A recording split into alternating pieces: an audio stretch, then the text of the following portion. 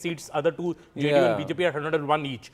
But the surprise factor is that in the last two elections, the largest party did not form the government. So being the largest party in Bihar does not mean you'll form the government. That's the case when it comes to an alliance, because the BJP has also suffered the ignominy of this in the past in other states. But if the JDU were to be so resurgent that it exceeds the BJP and is close on the heels of the RJD, or perhaps even pips the RJD, what does that mean for the new BJP, Nalin?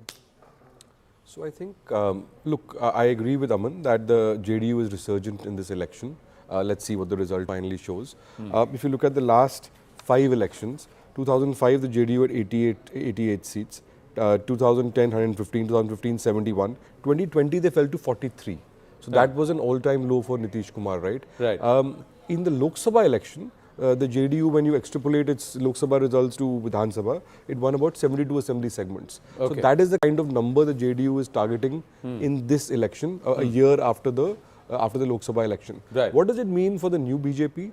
Well, I think the BJP's problem in Bihar is the BJP doesn't have a local face. And the BJP in Bihar is structurally always been a very different party from the BJP in UP, for example. Correct. The BJP's grand resurgence in North India has been led with the resurgence in UP and in the other North Indian states. In Bihar, the BJP's never had the right caste mix. The caste matrix of Bihar is very different from other states. Yeah. So in Bihar, the BJP's natural sort of caste arithmetic starts with a 8, 9, 10% disadvantage when compared to other states. So it has never had the kind of strong party structure that was built in the other North Indian states. Along with the party structure, like you were right, there is no big face. You know, Bihar, like Tamil Nadu also, although there it is film stars. Every state needs some regional icon, an iconic figure or an iconic leader who's perhaps the face of that particular party. That's an interesting point. So on that point, you could argue that in UP, the BJP has Yogi Adityanath, but it doesn't have totem pole leaders in, say, Madhya Pradesh, although it had Shivraj Singh Chauhan for the longest time. For a long time, Vasundhara was there. See, in every state, if you were to see where the BJP actually broke ranks and came up, rose, they had a regional face. The point I'm trying to make is in a state like Haryana, where the BJP, sprung a rabbit out of the hat and surprised the Congress soon after the Lok Sabha result. It didn't have a great local leader on the ground in Haryana. In Bihar also it doesn't, but in Bihar the caste matrix is much more solidified in stone. So therefore the other thing is that Haryana was a two-party fight, straight fight between Congress and the BJP. There were not so many of these alignments. And then you had the Jats on one side and the Jat plus combination and the non-Jats, which is a grouping of 30 odd, which Manohar Lal Khattar had milked and the BJP had worked. So you could argue that in Bihar, what does it mean for the new BJP? In Bihar, the BJP needs JDU as much as the JDU needs BJP. JDU as much. And perhaps did they realize that the last time around? Abhijit Majumdar and Priyam Gandhi Modi, your talk time after we just quickly bring in some of the X factors. Allow me to do that for our viewers. What are the X factors? What are the issues which could actually tilt this election? One of the first parts, viewers, is this entire aspect of anti-incumbency. It is a test of Nitish's 2-decade-long reign. Are people in Bihar tired? That's the big question. Or is it the women voters, the 10,000? Will that have an impact? And will women voters say that it is under Nitish that we have not just seen prohibition, we have seen money in our hands, we've also seen the opportunity to step out beyond 5 p.m. in the evening and still feel safe. And now he is giving us 10,000 rupees. That means the money has come, so I can trust him. Both camps have seen record turnouts also. The SIR politics. Is there any merit in this entire vote story? Who will benefit from this entire revision of the voter roll? Coming down of these numbers, 7.42 crore voters overall, all of this, will this actually help? And then there is a spiraling crime graph. Now, was this just spurt just around the elections, or is overall Bihar far less, impeded with crime than it was during the Jungle Raj? What does the average Bihari actually feel? So, Shasan Babu and Jan Suraj hype. Will Prashant Kishor be the kingmaker, or will he be a vote cutter? तो भी किसका vote काटेंगे? Abhijit Majumdar, what do you think? Will the women factor, the Mahila Yuva, will that be the new MY of Bihar? Do you see that, lexicon changing with this election? Yeah, but Mahila, if we are talking about the Mahila vote, Anand, clearly JDU, especially with Nitish there, has a huge advantage over others. that is because of the schemes that have come, that is also because of the law and order. And prohibition has actually worked for Nitish with the women's vote, because it's not just people not getting daru, liquor, but when they come back, they don't have the same brazenness to create ruckus in the village or home, because somebody just says, the wife just says, I'll call the cops. And then you are, there is a serious fear there, and that has actually, I mean, it's a small thing, but these things have gone a huge way in favor of Nitish Kumar. And it will rub off on the BJP. What News 18 in our reportage has a guy standing there and saying "Sharabandi holi chahiye." At 3 o'clock in the afternoon, he's totally sloshed and he's saying "Sharabandi holi chahiye." We have that with us. We'll try and play that out also. But Priyanka Modi, Maharashtra, Gujarat, and if they repeat something like in Gujarat, you see, the previous elections was a record number. But before that, they just barely got up to 100. They didn't get up to 100. So they thought, is the BJP wiped out, is the Congress resurgence happening? And then it was Todi na kyu, Bhodi na kyu, Bhukko kari na kyu. So what happens in Bihar now? So interesting to see because Nitish ji, like the Prime Minister, enjoys pro-incumbency. That's one. Second, very looking forward to see where the 4,30,000 something women votes are going. In my gut is that it's going to Nitish Kumar and Modi ji. I also want to see whether it is the money in hand that is working, or whether it is the promise of jobs. We don't know where the jobs are going to come from, but the promise of jobs, we don't know which one is swaying. So that's going to be interesting to see. Also, and the last thing, which is also interesting to see, is that everybody knows that Nitish ji is kind of peaking now. So you see these host of young leaders trying to say, I am the new Nitish Babu in Bihar. So Prashant Kishor is trying to break in. Tejas is already there. But he should have contested, no? If he was the new Nitish Babu, he should have contested. Then perhaps there would have been some more momentum and fight and fire within JSP. Absolutely. So there is a host of these young leaders. Maybe BJP will also throw in a face. Chirag is a young leader. So, we see that everybody is trying to occupy that space that after Nitish, who? So, but Chirag Babu ka strike rate hona chahiye. He's getting seats which he thought more than what he actually deserves. Will that strike rate be there? The other thing, there was an RJD MLC who said that if the results are not in their favor, he is urging the Gen Z to try to do something like Gen Z uprising in Nepal. And now we just got coming through that the RJD has actually issued a veiled threat, viewers. Let's look at this. News just coming through that there is a poster that's now been issued. The poster is urging 20,000 supporters of the RJD to reach the strong room. They are saying on counting day, this is RJD's veiled threat. They want 20,000 of RJD's supporters to reach the strong room. Now, why is this entire muscle flexing, and why is this that they are trying to create this kind of an unrest and arajakta? Let's try and go across to our reporters. Arun Dhanta is with us. Yes, Arun. Right, so we'll try and get you a poster also and an image. Yeah, there is the poster. That's the poster. Savdhan, har strong room ke paas RJD ke 20,000 log pahunchiye. Have a look at that poster. Now, why would they put something like this, Rashid Kitwai? Well, I don't see any, harm in it. If they are asking for people to gather, it's it's a democratic country. People have a right to assemble unless there is a, section 144 is there. See, I think the faith in democracy, democratic process is very much required, and it should be there. But it is also that, and Anand, several surveys have indicated that people are losing faith in Election Commission of India, and this is very alarming, and this needs to be checked by the Election Commission itself. Are they losing faith in the Election Commission? In a big way that the whole vote chori campaign. We've seen in the past few days RJD speaking about in the strong rooms not enough guarded, electricity is been cut off. Some boxes are coming full of VVPAT voters. You saw the VVPAT, so EC had to take action. But I think this also ties up in the BJP's campaign. that the RJD essentially is a jungle Raj party. You know, when is the last time that in an election you've seen the Prime Minister speak from the stage saying Katta, Donali, Rangdari? So I think the Prime Minister also tried to drill in this message amongst the people, in the psyche of the people, that if you vote for the RJD, you are voting for pre-2005 jungle Raj of the Lalu Prasad Yadav. But look at the picture here, viewers. The picture shows Lalu. It's not Tejasvi. The picture shows Lalu.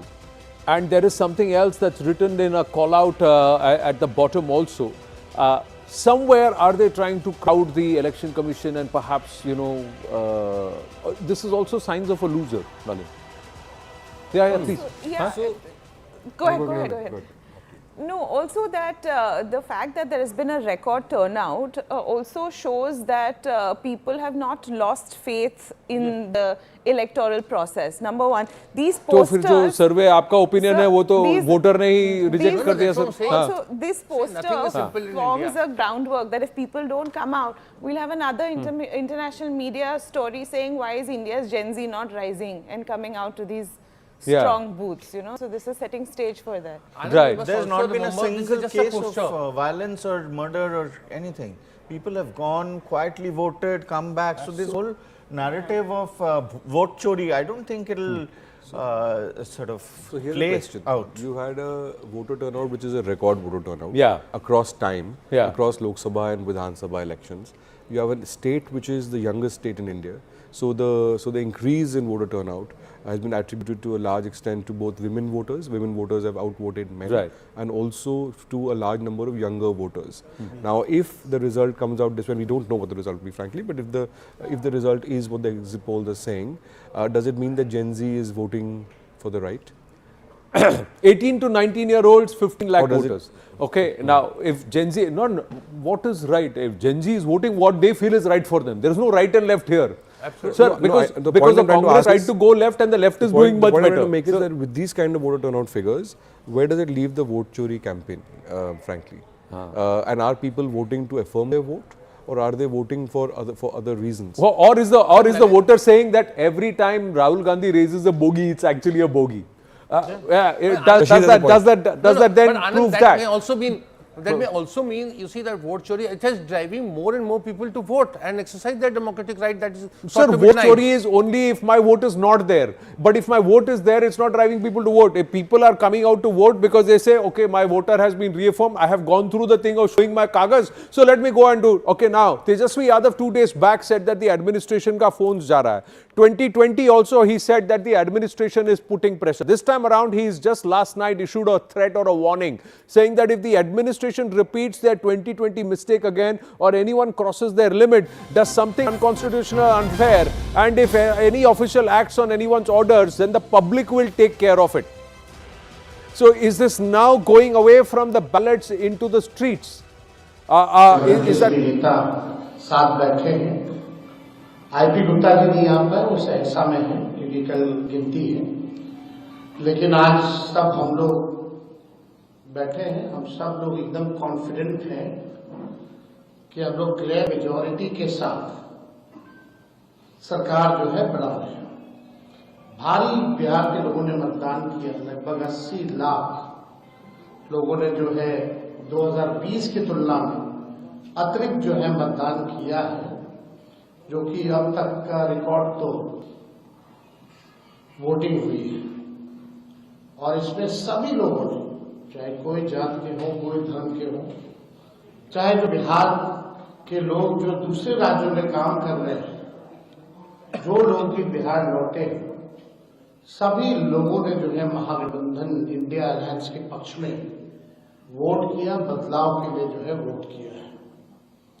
तो हम लोग एकदम comfortably clear majority के साथ कल जो है चुनाव जीत रहे हैं, और हमारे कार्यकर्ता जो है लगातार मुस्तैदी के साथ काउंटिंग सेंटर पे मुस्तैद हैं, चौकन्ने हैं, और कहीं भी अगर प्रशासन के लोगों ने 2020 वाली गलती अगर वो करेंगे या कोई अपना लिमिट क्रॉस करेगा, गैर संवैधानिक काम करेगा, अन्याय करेगा, किसी के इशारे पे अगर कोई अधिकारी अगर काम करेंगे, तो जनता एक पांव पे खड़ी है, करारा जवाब केवल जनता देगी। जो ईमानदारी से काम करेगा उनको कोई डरने की आवश्यकता नहीं है, लेकिन कोई किसी के इशारे पे अगर काम करे तो उसको सोचना चाहिए कि वो गलत कर रहा है। पिछले बार भी किन लोगों ने क्या क्या किया था हम लोग सब लोग जानते हैं, हम लोग को सब कुछ याद है। इस बार तमाम अधिकारियों से हम यही कहेंगे कि निष्पक्ष रूप से आप सब लोग जो है काउंटिंग कराएं, जो जनता ने मत दिया है उनके साथ जो है लोगों को न्याय करना चाहिए। So Tejasvi, is it just setting it up for election denial? That's one part. The other thing is, if the last time the margins looked quite close, if this is a runaway victory either side, will there be any cause for disruption? Or are the RJD saying, if we lose, we will take to the streets and we'll create mayhem? We'll have to wait and watch who conducts themselves responsibly and who doesn't, viewers. Short break and we'll be right back.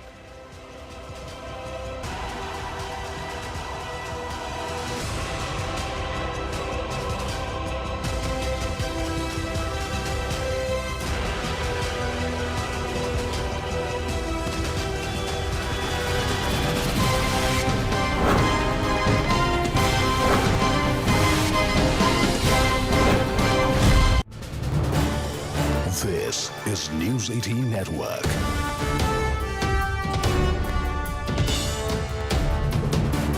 India's largest news network. आन बान शान या के जान का हुदान आके एक धनुष के बान पे उतार दो. That's what all the candidates have done. They've given it their all, viewers.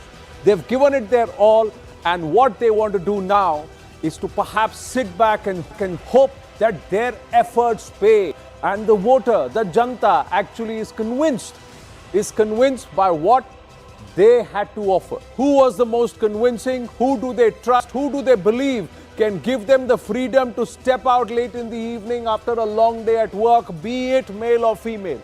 Who is it that who can give them jobs, because unemployment is a core issue?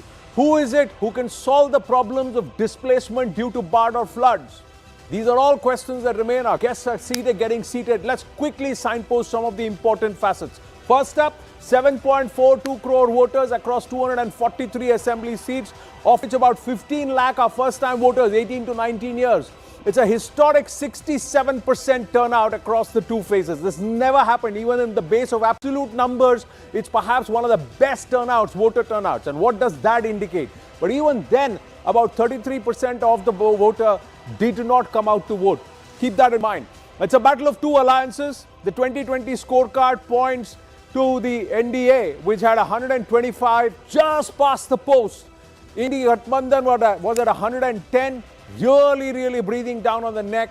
This time around, the exit polls are saying, well, it will be Nitish Babu standing tall, riding off the entire PK factor altogether. The Simanchal region and the SIR impact will be in focus too. 97 seats with the migrant vote factor.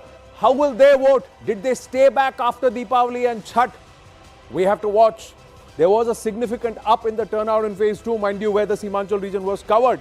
Women voters outnumbered the male voters by 10%. The Jivika Didis, do they hold a key factor? Is it the women who will come back and tell you that no, we trust Sushashan Babu because right through the last 2 decades, he has done more for women than anybody else we thought would? Or will it be the Yuva, about 40% of the voters this time around plus, who would say, no, we've not seen a Raj outside of Nitish Babu as Chief Minister. Let's look at something beyond Nitish. Will they do that? Or will they say, why fix something that ain't broken? Let's go straight across. Let's go straight across to our reporters, Pallavi Ghosh, Payal Mehta joining us. There you go. We've also got Arun Dhanta joining us. Looking bright and early and fresh. You're not great. If you're morning people, you're all right. That's what it looks like. Pallavi Ghosh, what's that smile all about? Payal Mehta's all jacketed up. Are you there somewhere around the BJP offices, Payal? Let me start with Pallavi and then I'll come to you, Payal. Arun is somewhere which it looks like the RJD hold. Yeah, Pallavi. Yeah, absolutely. It's a Tejasvi Yadav residence. You can see the laltain or the lantern right behind me. Not glowing as of now, but I guess Tejasvi Yadav is going to wait to see whether it's going. I'm just going to give you a sense of where I am at this point of time. Okay. Across the wall is Nitish Kumar. That's the CM's residence. You can see already these posters have been put up. Bharat Varsh ke hone wale sabse yuva Mukhyamantri ko janmdin ki hardik badhai. He did celebrate his birthday a couple of days back. But you know, this is a do or die election, I would say, as far as Tejasvi Yadav is concerned. Will he be able to hop over from this residence to that part of the residence? He certainly has been running a very high-pitched, aggressive campaign. I think, Anand, if there's something which can pull him down, it is the Congress party, a very lackluster campaign. They have been the boj on the Mahagathbandhan, but more importantly, that bandhan within the Mahagathbandhan has also been lacking. But for Tejasvi Yadav, this is an opportunity twofold very quickly, because before I come back to you, one of course is, will he finally break away from the legacy of his father? Remember, the entire election has been structured in such a manner where the BJP, the Prime Minister have always made the point that a return of Tejasvi Raj will in effect be a Lalu or Jungle Raj. Can he break away from the mold of his father and say and convince the voters कि मैं अपना बाप का बेटा तो हूँ लेकिन मैं वो नहीं हूँ? That's one. Second is that what is his political future then? Will it mar and scar the India bloc and Mahagathbandhan? Should the Congress party pull down the numbers for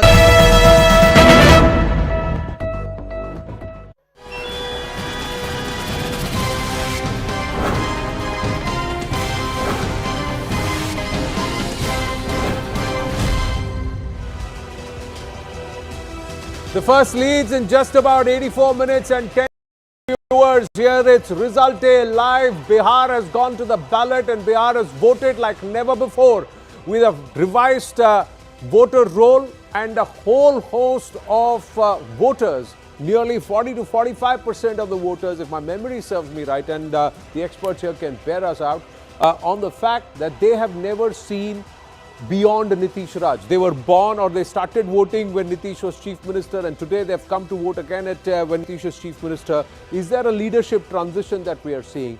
Is there going to be an arresting of the ballot if the ballot is not in your favor? Is what the RJD trying to do to flex muscle to send 20,000 people of its cadre to all these counting centers? Is this all fair? Is this all good? Well, I think Anand, isn't this unnecessary muscle flex? Anand, our democratic credentials are very strong. I think whatever RJD is also there in the within the four walls of the parliamentary democracy. I don't see anything extraordinary happening. We are reading too much into from a poster. And as I said, right to assemble is a democratic right unless it is denied by the local administration. I think everything will be fine. No, right to assemble when with posters that say Savdhan. With someone, Prashant Gandhi Modi, is this signs of a loser or is it signs of a winner? No. This is preparing to lose, right? Like, so in case the numbers are not as per what the party cadres want them to be, these are preparatory signs to cause some commotion and chaos. But what is he that he's talking about 2020? What is he saying that those are 20 में जो आपने किया वापस नहीं करने देंगे? Well, the RJD feels that in 2020 it fought a very good election. It was the largest party with 75 seats, but it could not cross the mark, I think, due to the Congress party, which won only 19 out of the 70 seats it contested, with the poorest strike rate in Bihar. So RJD, in fact, was, I think, robbed of a win, not by the BJP or the JDU, but by the Congress party, its own ally. See, Anand, I think in this election, there's always a turning point in an election. I think the turning point, for the RJD was 3 months back, when that whole, that businessman's murder happened right outside Gandhi Maidan. Tejasvi Yadav mounted this campaign against Nitish Kumar, saying the law and order is same, the jungle Raj is the same as maybe you accuse us of. They kept up at that campaign before Rahul Gandhi arrived in Bihar and turned the campaign around totally to the SIR issue. I think in Bihar, if you have to defeat Nitish Kumar after him being CM for almost 20 years, you have to portray and at least you have to make the people believe that the Jungle Raj is there in Nitish Kumar's rule as well. RJD very clearly knows that the Jungle Raj, is there on their, is a mark on them, and that is why you see Lalu Yadav has not been on any poster of RJD. It's just been Tejasvi Yadav. In fact, at the RJD office, you don't see a Lalu Yadav poster. But now you see it today. Yeah, that's what I think. Because the core RJD voter, I must tell you, Anand, if you go to the ground in Bihar, the core RJD voter still is a Lalu loyalist. And this is all Lalu ka beta. This is all Lalu ka beta, and Tej Pratap is also coming out and saying Lalu ka beta, viewers. And the important part in this whole story is the Anand Singh matter. What happened in Mokama? The JDU, did they quickly allow the arrest to happen for him to be sent to judicial custody so that there is no mahal created about law and order again? So those two things, the businessman's murder and what happened with Anand Singh in Mokama. Let's quickly now try and understand what is at stake in terms of a referendum on Nitish Kumar's 20 years of Sushasan. Because he is the incumbent, he has switched ranks, he's been called Palturam in the past, but he continues to remain one of the strongest faces and the most trusted faces in Bihar, irrespective of what anybody talks about his health, his ability, his faculties, etc. Now, it's another test of this entire turning anti-incumbency tide. First electoral test for the NDA after Operation Sindoor. And it's also the verdict on the NDA's Vikas model versus the opposition's jobs promise. But more importantly, do you or do you not think, Nalin, this is also perhaps going to test or show to the world that the BJP can work in an alliance? The BJP can work as the weaker or the number two partner. So, well, last time the BJP ended up getting many more seats than the JDU. But I think, look, the question mark on the BJP has always been, allies have always been worried about the fact that will the BJP eventually gobble them up? Gobble them up, right? Yeah. So you've seen what's happened in Maharashtra. You've even seen. So the regional parties are generally always very apprehensive about this because the BJP poses an existential threat to many regional parties because as they dissipate beyond their original founders, they either have a good succession or eventually the polity is moving towards national parties and where the BJP in the absence of a strong Congress is kind of encroaching on their turf. So therefore this election to my mind is as existential for the RJD as it's a very existential one for RJD because they lost the last election. They fought a very important, very strong campaign. They almost won. And I think Tejasvi ran a very good campaign last time. Yeah. So this time, if they lose again, the RJD has not been barring the interim with Nitish. So in fact, that's what I said. Otherwise, the RJD would not have been in power for 20 years. That's something which I'm trying to understand. Last time around, Tejasvi ran a fantastic campaign. There was some momentum there. There was also a certain level of angst against Nitish. Plus, Chirag Paswan was drumming up the anti-Nitish sentiment further within the NDA ranks itself, saying that I am Hanuman to Modi ji, but Nitish teri khair nahi. You know, Modi tujhse bair nahi, Nitish teri khair nahi. He was going up. And that perhaps weakened Nitish in the first, on the JDU in the first phase. Then immediately when they realized, oh, it swung all the way towards the RJD, did the NDA course correct and then come back and then ask Chirag to pipe down, and 2 and 3 they somehow recovered, if the numbers can back that up. But this time around, that's not there. So has the RJD been as good as 2020 or were they a shade There's no lesser? Clear anti-incumbency this time against at least Nitish or Modi. If BJP actually if we see NDA losing seats, that would probably be because of local candidates, not the main government, not the main heads of government. So there is nothing. I mean, if we have reporters on the ground, we have been having them for a long time. The other channels I've been watching, but nobody has really picked up a very strong anti-incumbency sentiment. Unless there is something, completely when underwater. From Raghopur, a local guy just walks up to Arun Singh on News 18 India and he says कि वो पुलिया बनाया है, इतने साल से यहाँ थे, कौन पुलिया बनाया? और वो उधर देखिए मेरा पड़ोसी का बच्चा का जान बच गया, 1.5 घंटे में अस्पताल पहुँच गए, पहले 6-7 घंटा लगता था, घूम के जाना पड़ता था, पूर्णिया में एयरपोर्ट, पटना में airport. People are also seeing the Vikas, but this entire sarkari naukri in every family versus 1 crore jobs where we create opportunities कि बिहारी को बाहर नहीं जाना पड़े. Which of these narratives will actually work? We'll pick that up after a break. We have to take a break, viewers. Stay with us.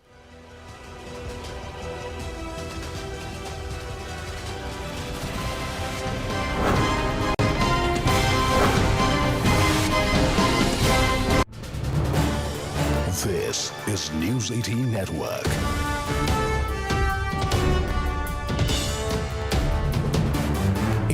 India's largest news network. आन बान शान या के जान का हुदान आके एक धनुष के बान पे उतार दो. That's what all the candidates have done. They've given it their all, viewers. They've given it their all, and what they want to do now is to perhaps sit back and can hope that their efforts pay. And the voter, the janta, actually is convinced by what they had to offer. Who was the most convincing? Who do they trust? Who do they believe can give them the freedom to step out late in the evening after a long day at work, be it male or female? Who is it that who can give them jobs, because unemployment is the core issue? Who is it who can solve the problems of displacement due to Bard or floods? These are all questions that remain. Our guests are getting seated. Let's quickly signpost some of the important facets. First up, 7.42 crore voters across 243 assembly seats, of which about 15 lakh are first-time voters, 18 to 19 years. It's a historic 67% turnout across the two phases. This never happened, even in the base of absolute numbers. It's perhaps one of the best turnouts, voter turnouts. And what does that indicate? But even then, about 33% of the voter did not come out to vote. Keep that in mind. It's a battle of two alliances. The 2020 scorecard points to the NDA, which had 125, just past the post. NDA Mahagathbandhan was at 110, really breathing down on the neck. This time around, the exit polls are saying, well, it will be Nitish Babu standing tall, riding off the entire PK factor altogether. The Simanchal region and the SIR impact will be in focus too. 97 seats with the migrant vote factor. How will they vote? Did they stay back after Deepavali and Chhath? We have to watch. There was a significant up in the turnout in phase 2, mind you, where the Simanchal region was covered. Women voters outnumbered the male voters by 10%. The Jivika Didis, do they hold a key factor? Is it the women who will come back and tell you that no, we trust Sushashan Babu because right through the last 2 decades, he has done more for women than anybody else we thought would? Or will it be the Yuva, about 40% of the voters this time around plus, who would say, no, we've not seen a Raj outside of Nitish Babu as Chief Minister. Let's look at something beyond Nitish. Will they do that? Or will they say, why fix something that ain't broken? Let's go straight across. Let's go straight across to our reporters, Pallavi Ghosh, Payal Mehta, joining us from ground in a good early morning. Ladies, what's the mood? What's the mood? There you go. We've also got Arun Dhanta joining us. Looking bright and early and fresh. You're not great. If you're morning people, you're all right. That's what it looks like. Pallavi Ghosh, what's that? Payal Mehta's all jacketed up. Are you there somewhere around the BJP offices, Payal? Let me start with Pallavi and then I'll come to you, Payal. Arun is somewhere which it looks like the RJD hold. Yeah, Pallavi. Yeah, absolutely. It's a Tejasvi Yadav residence. You can see the Laltain or the lantern right behind me. Not glowing as of now, but I guess Tejasvi Yadav is going to wait to see whether it's glowing. I'm just going to give you a sense of where I am at this point of time. Okay. Across the wall is Nitish Kumar, that's the CM's residence. You can see already these posters have been put up. Bharat Varsh ke hone wale sabse yuva Mukhyamantri ko janmdin ki hardik badhai. He did celebrate his birthday a couple of days back. But you know, this is a do or die election, I would say, as far as Tejasvi Yadav is concerned. Will he be able to hop over from this residence to that part of the residence? He certainly has been running a very high-pitched, aggressive campaign. I think, Anand, if there's something which can pull him down, it is the Congress party. A very lackluster campaign. They have been a boj on the Mahagathbandhan. But more importantly, that bandhan within the Mahagathbandhan has also been lacking. But for Tejasvi Yadav, this is an opportunity twofold very quickly because before I come. Protect everything you love. Generali Central Insurance. Aapka lifetime partner.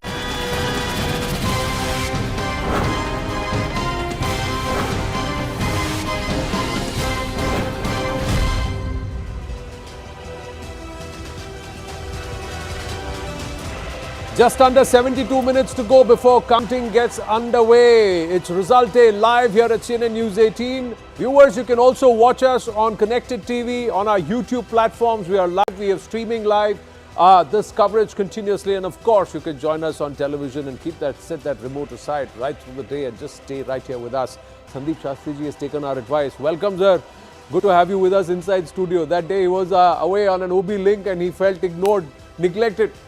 Well, who will the voter ignore, neglect, and who will the voter embrace? We'll have to wait and watch. Thank you. Just quickly for us and our viewers and our guests here.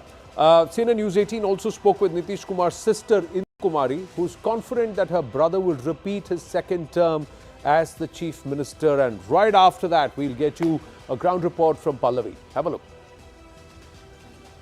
विश्वास है, रुझान उनके पक्ष में होगा। हमको तो 100% विश्वास है।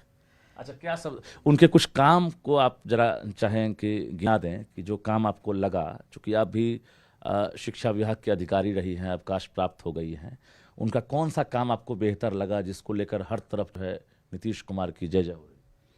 शिक्षा विभाग में भी काम किया है, महिलाओं का काम किया है, रोड का काम किया है, और भी बहुत चीज़ समाज का काम किया है, बिजली फ्री किया है। और क्या चाहिए, इससे ज़्यादा तो आज तक कोई काम ही नहीं हुआ है। चेहरे पर तो मुस्कान जो दिख रहा है उससे लग रहा है कि आप कॉन्फिडेंट हैं। आप हम एकदम कॉन्फिडेंट हैं आप। मतलब 25 से 30 फिर से 29।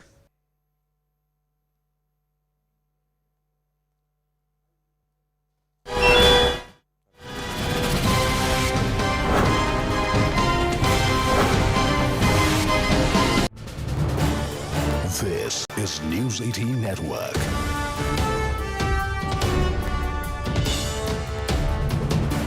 India's largest news network.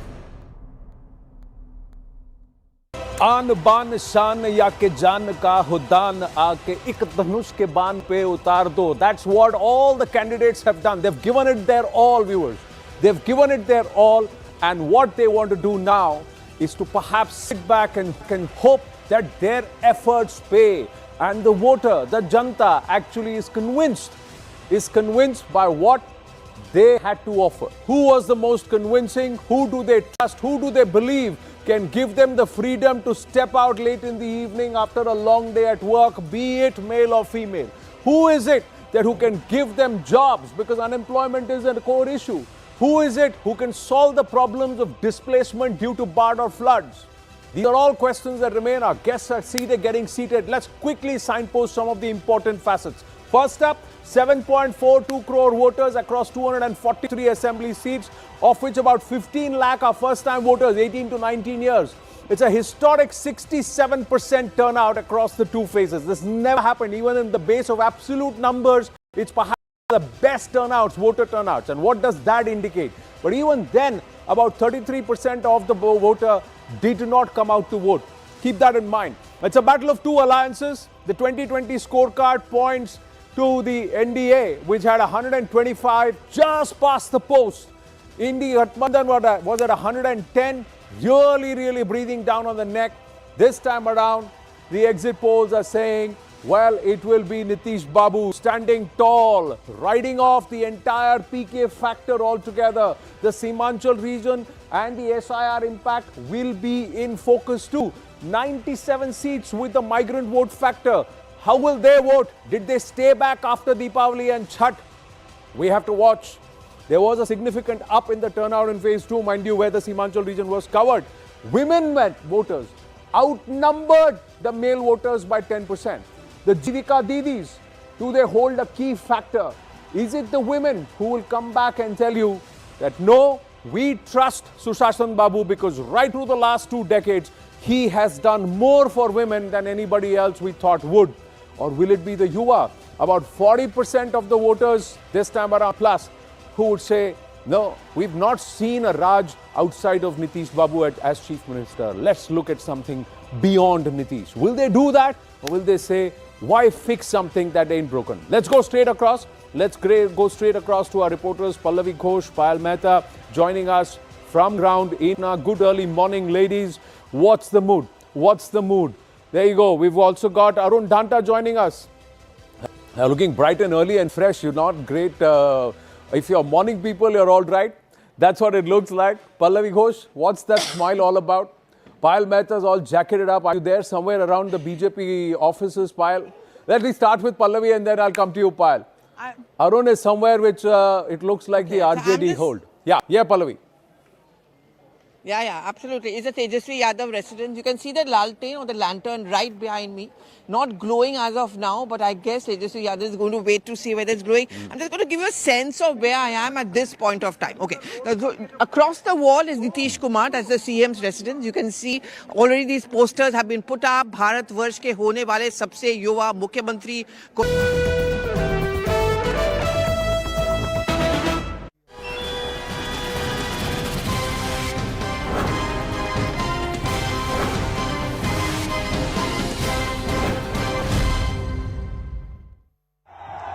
आरंभ है प्रचंड बोल मस्तकों के झुंड आज जंग की घड़ी की तुम गुहार दो।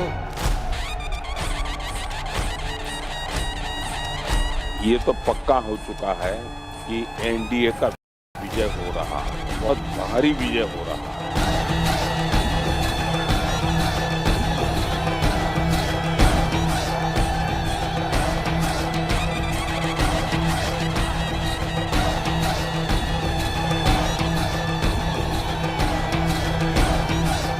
चुनाव जीत रहे हम लोग, सरकार बना रहे हैं।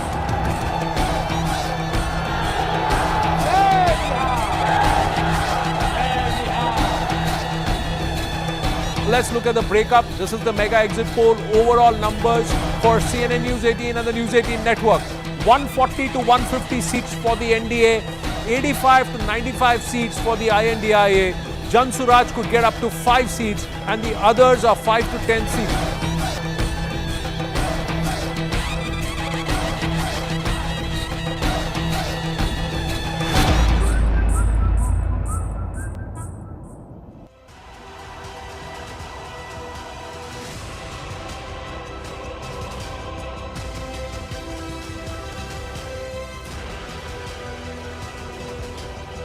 Namaste, Jai Hind and welcome. Just over an hour ago, it's the day of reckoning for Bihar as the results of the 2025 assembly elections are going to be counted.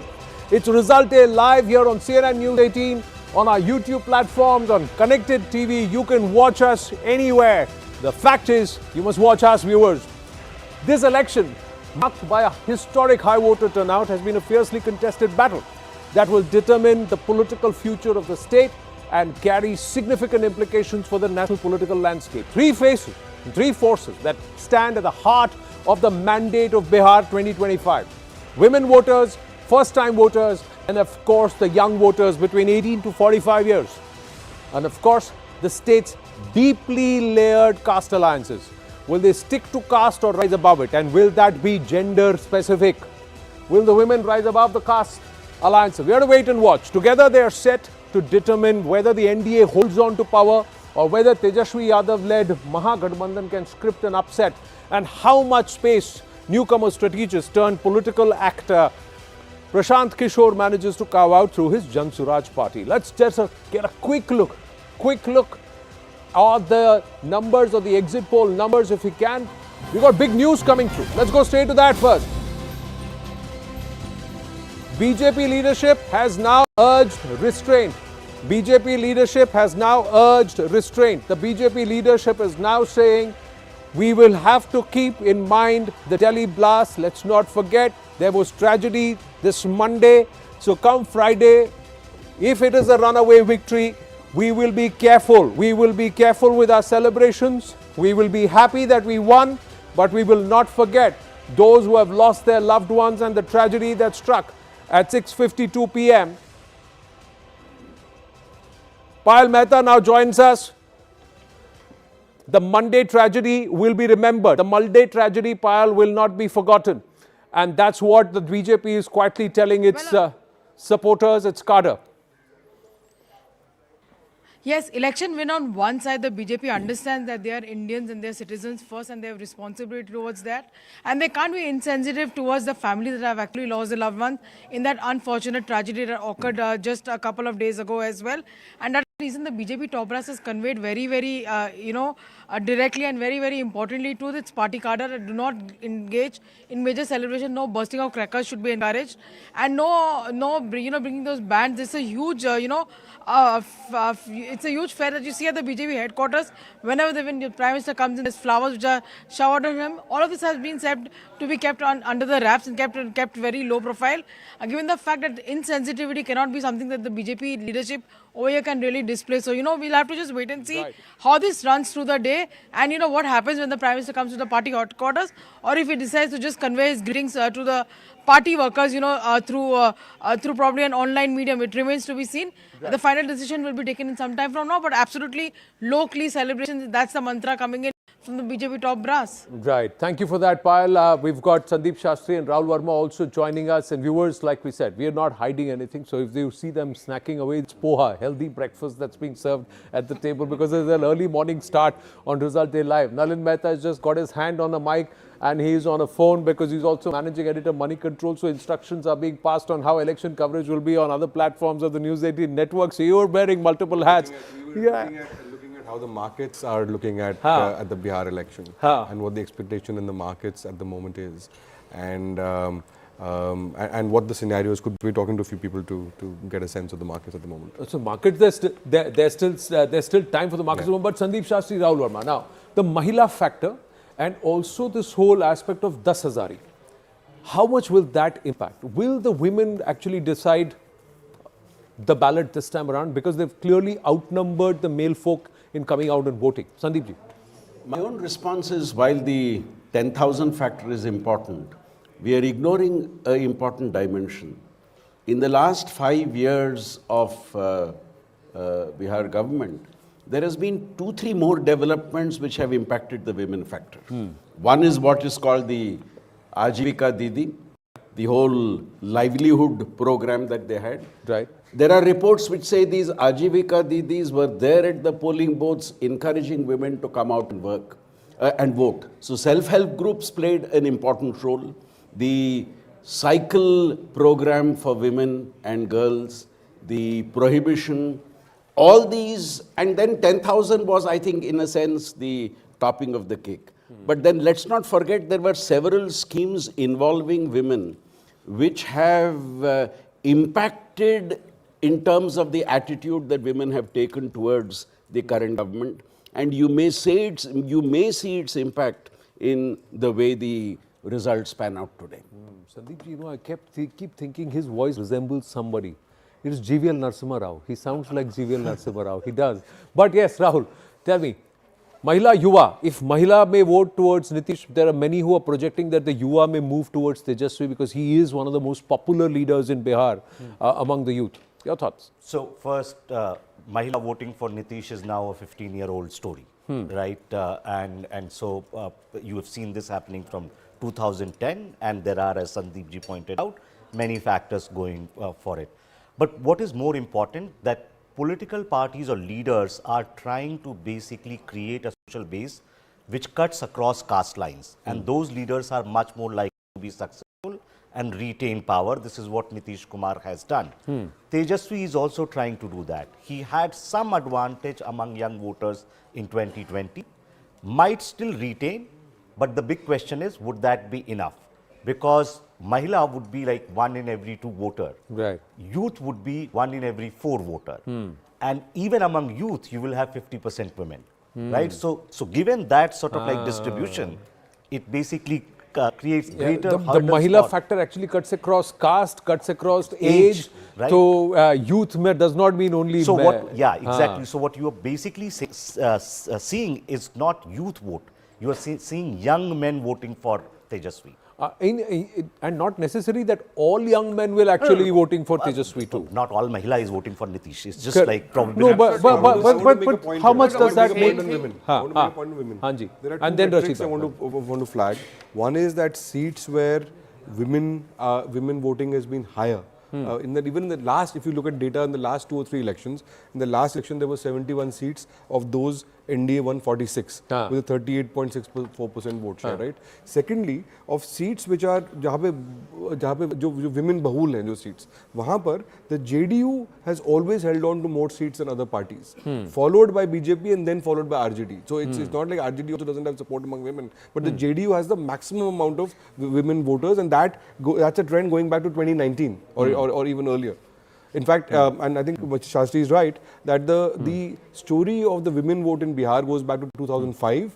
And in fact, along with Gujarat, Bihar was the one state where this idea of the women vote as a separate entity, the Mahila factor, first became prominent. Right. So I think this Mahila vote thing is more like a fortress approach. It is a kind of shield that Mr. Nitish Kumar has. But just to add a point what Rahul Verma was saying, basically when we talk about youth, the 50% of youth would also be women voters. If unemployment is a big issue, if job is a major issue, then women are also equally affected, particularly urban women. So we cannot Anand, make a distinction that women naturally are tilted towards Nitish Kumar. If unemployment gains currency, then I think it may hurt Nitish Kumar much more than what is expected. Well, the man who works the wall, he'll be joining us in a bit now, Zakir Jacob. But I'm just quickly borrowing the magic wall to show what Nalin was actually talking about in terms of numbers. This is the 2020 elections, and the 2020 Bihar. This is spread across Bihar, and largely this is the phase 2 this time around. This is phase 2, so this time around, the border regions and all. And Mahila factor is across 124 seats. And in those 124 seats, there's a 3% difference in the vote share polled between the RJD or the MGB and the NDA. And this 76 seats went to the NDA overall out of the 124. And this is at a time, the last time around, when there was a little bit of an anti-Nitish wave. The JDU was on the wane. This time around, this factor has actually changed. This factor is where Nitish is perhaps looking stronger than ever before, and he's got a public sentiment, and there's not too much of an anti or somebody cutting his legs from within itself. So that part is not there. So will this not go up rather than down, especially with the 10,000 impact or angle? See, there's a backstory to this, Anand. I'll just describe it with anecdotes what I saw on the ground. Many people, when you go on, the Nitish Kumar knew in July, August that the youth is rallying for the Mahagathbandhan. He knew this. He saw this and he took 3 steps. Number 1, as we all now say, 10,000 chunav. For the first time in Bihar's history, a cash women voters. It's never happened. Yes, we've given cycles, we've given other things, but a cash payout for the first time was given from the month of August, September. When I went to the ground and asked women, did you get the cash? Cash mila hai, uska bakri kharida hai, bachada kharida hai, sewing machine kharid li hai. Women have got the money. First mover advantage.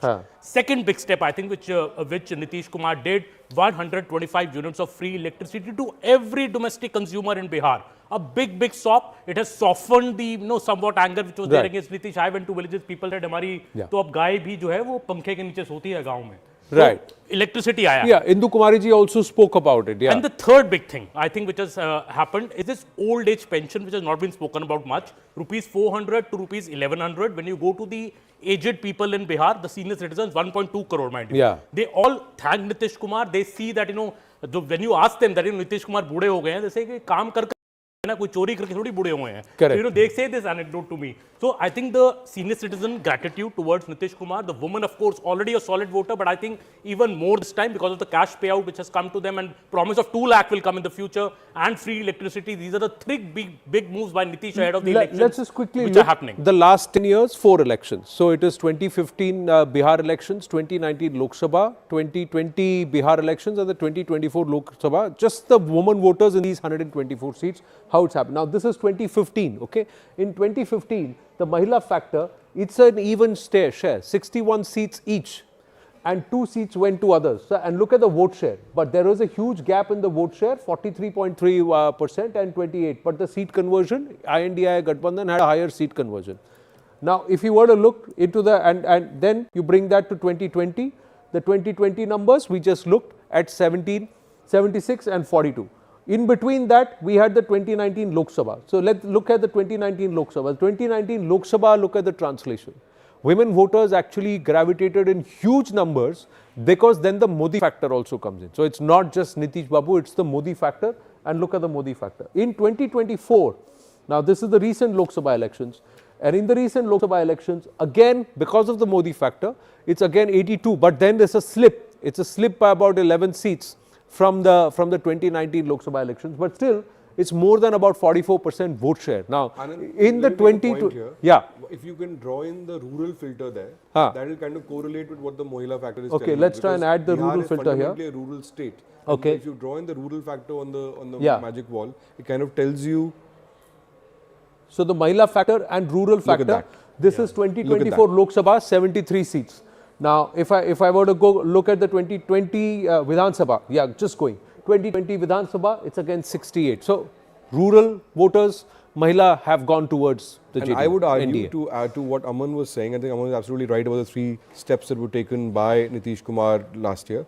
I would add one more to that, to the pensions and to the Mahila scheme, is the PM Kisan factor. I think that's an understated factor because it's been going on for a long time. 28,000 crores have been given to small farmers in Bihar. That's a national scheme. But I think one of the reasons what that explains these rural numbers, and if you remove the Mahila tab, look at the rural parts of Bihar without the Mahila factor as well, you will find a very similar trend.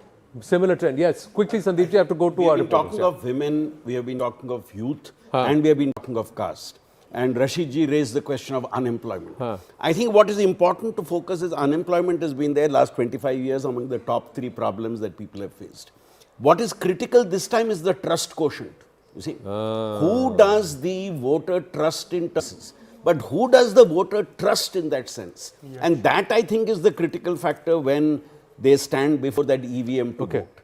Let's ask Arunima and Arun Dhanta joining us. Arunima, whereabouts are you? You are. Why do I see Anand Singh behind you?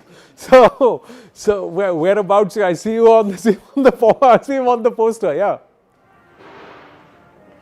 Yes, so I am at Anand Singh's Patna residence, and you know it's all decked up. It's almost as if it's Diwali. Continuing, it says jail ka fatak tootega, mera sher chhootega. And if you come with me inside, I want to show you the party offices are not ready as yet, but the Anand Singh residence is all decked up. There are supporters here. There are shamiyanas that have been put up on the other side, and they say they're going to feed 1 lakh people. So this is the shamiyana. The chairs have all been set up. The tables have been laid out, and the food, just bear with me if I will walk down to the kitchen area. I spotted at least 10 tubs of gulab jamun and rasgulla already ready. There's a huge kadhai there which was simmering with tarkari. So this is the area where the supporters from Mokama are going to come and they're going to be fed. There's a poster outside which says that every Vidhan Sabha member in Mokama is welcome to Anand Singh's residence. So this is the kitchen area that we are now walking into, where the cauliflowers have been chopped, the tomatoes are being pureed, and here when I go right, I'm going to show you where the mithai section is. This is a mithai section. Oh, Neeraj from News 18 India is already in there. Yes, so here, there you go. This is the mithai section. Wow. You see the gulab jamun is already ready. The rasgulla is already, ready for dispersal. And on the other side, how the puri tarkari nash is being prepared.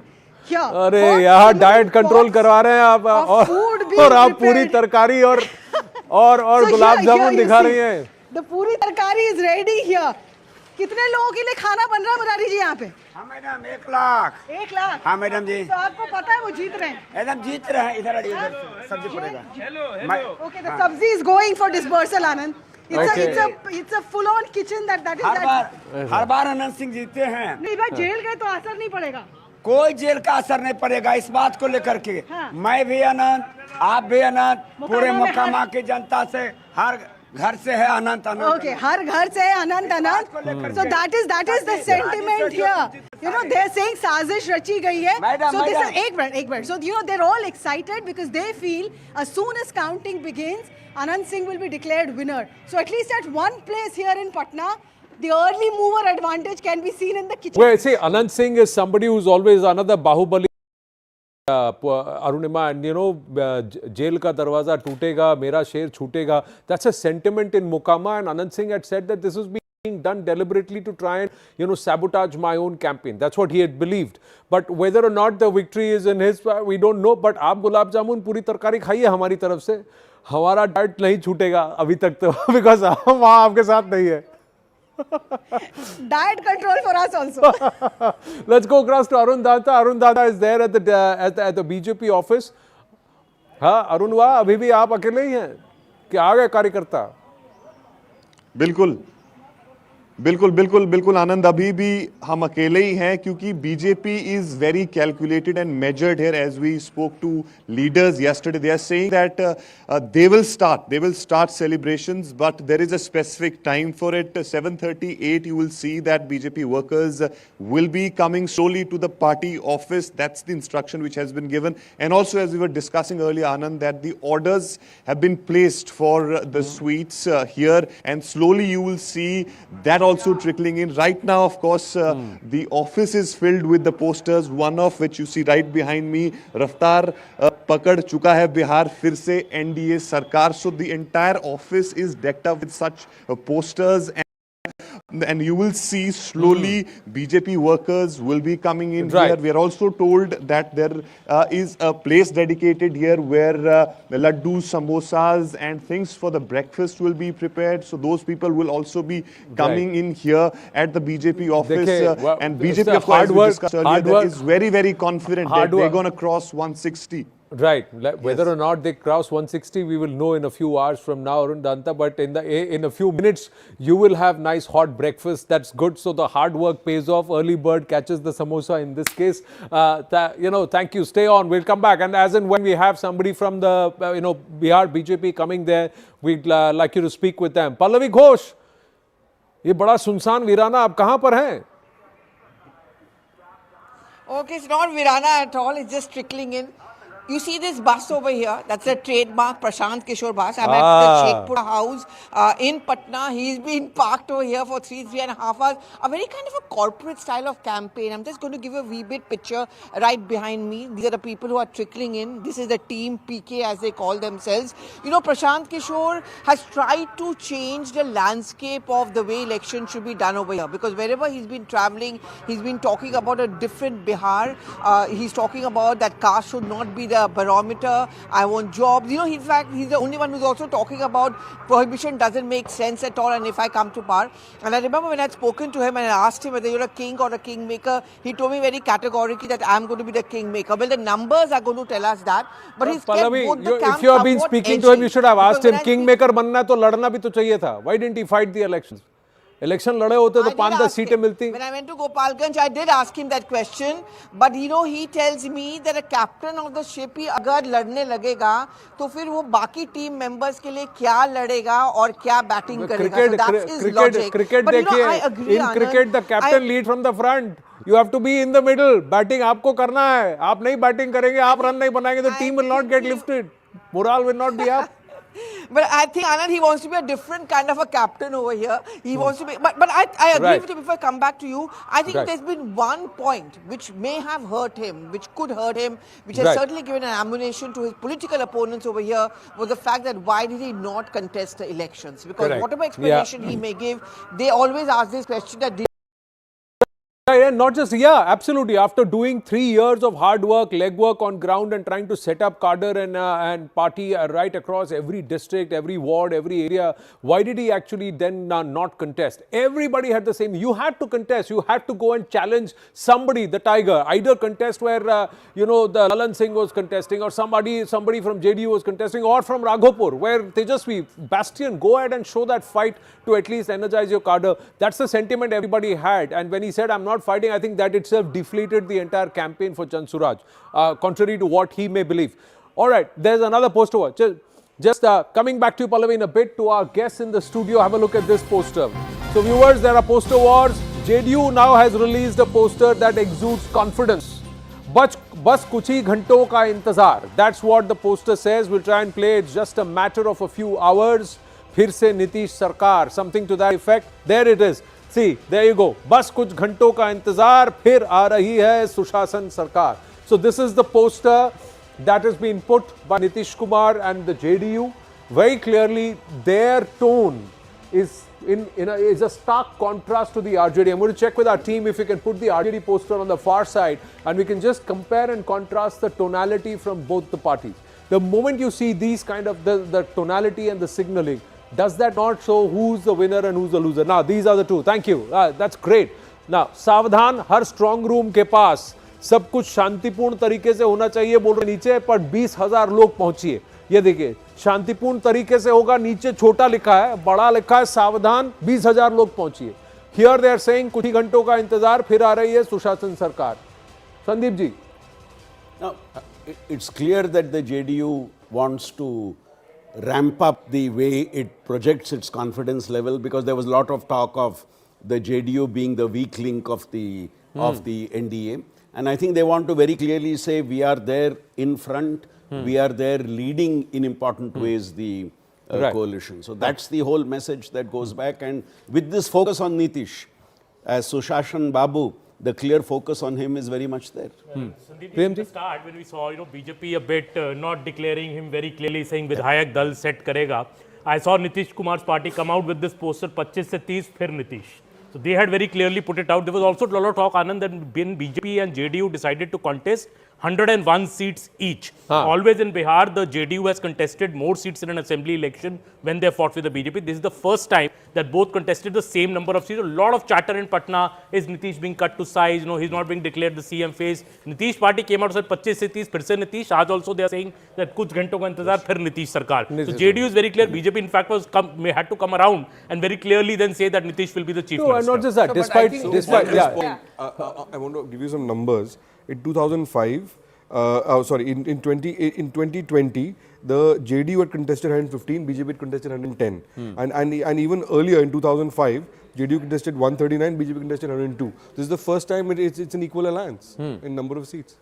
So I think this poster business is purely for the media consumption. I think few hours people will get to know. This is just to draw attention, and they're being very successful. Yeah, whatever poster you put, there has to be a tonality to it. That is the reason why. It's of no purpose. The Jaish-e-Mohammed poster was also for social media consumption, but the tonality was important, the messaging was important. I think we have to remember here that the situation today, even in national politics, it's an alliance government. JDU is a very important for the stability of the government at the center. JDU wants to project that strength and hopes to have a good performance. So it has more leeway nationally as well in alliance discussions. So I think this confidence is also kind of like a start to how much it will negotiate with the center if the elections go. I think the focus for Nitish has always been to get special status without getting special status. That's where it is. You can't officially give special status, but you got to give enough to Bihar so that it's never a Bimaru this one, and the Bihari does not have to go Bahar. Now, will that promise be made? Will they exact more of their flesh? Yes, Rahul. I'm worried. You're worried? Looking at RJD poster. Because see, I think what seems to be happening after 2024, of course, like opposition parties in last 1.5 years has been sort of questioning the election process, and this is basically taking it to another level, right? Just before the counting is beginning, if you start doubting the entire process, this is basically, now we are on the downhill on this road, because I don't know what would happen in the evening, but I think the entire process now with every election will always be contested. Is this going to be trouble only if it is a very, very close fight? That if it comes down to the final 7, 8, 10 seats and the margin is 300, 400 votes or something like that, and that's where then the allegations start coming. If it's a runaway win one way, you think there will be any trouble? Yeah. No, trouble can happen any which way, Anand, but just look at the stark contrast in signaling, messaging of the two posters. One is one seems like a chilled out, confident sort of message, and in the other you see Lalu Prasad with a huge stick, a lathi, standing there, and they're asking people to sort of come in thousands.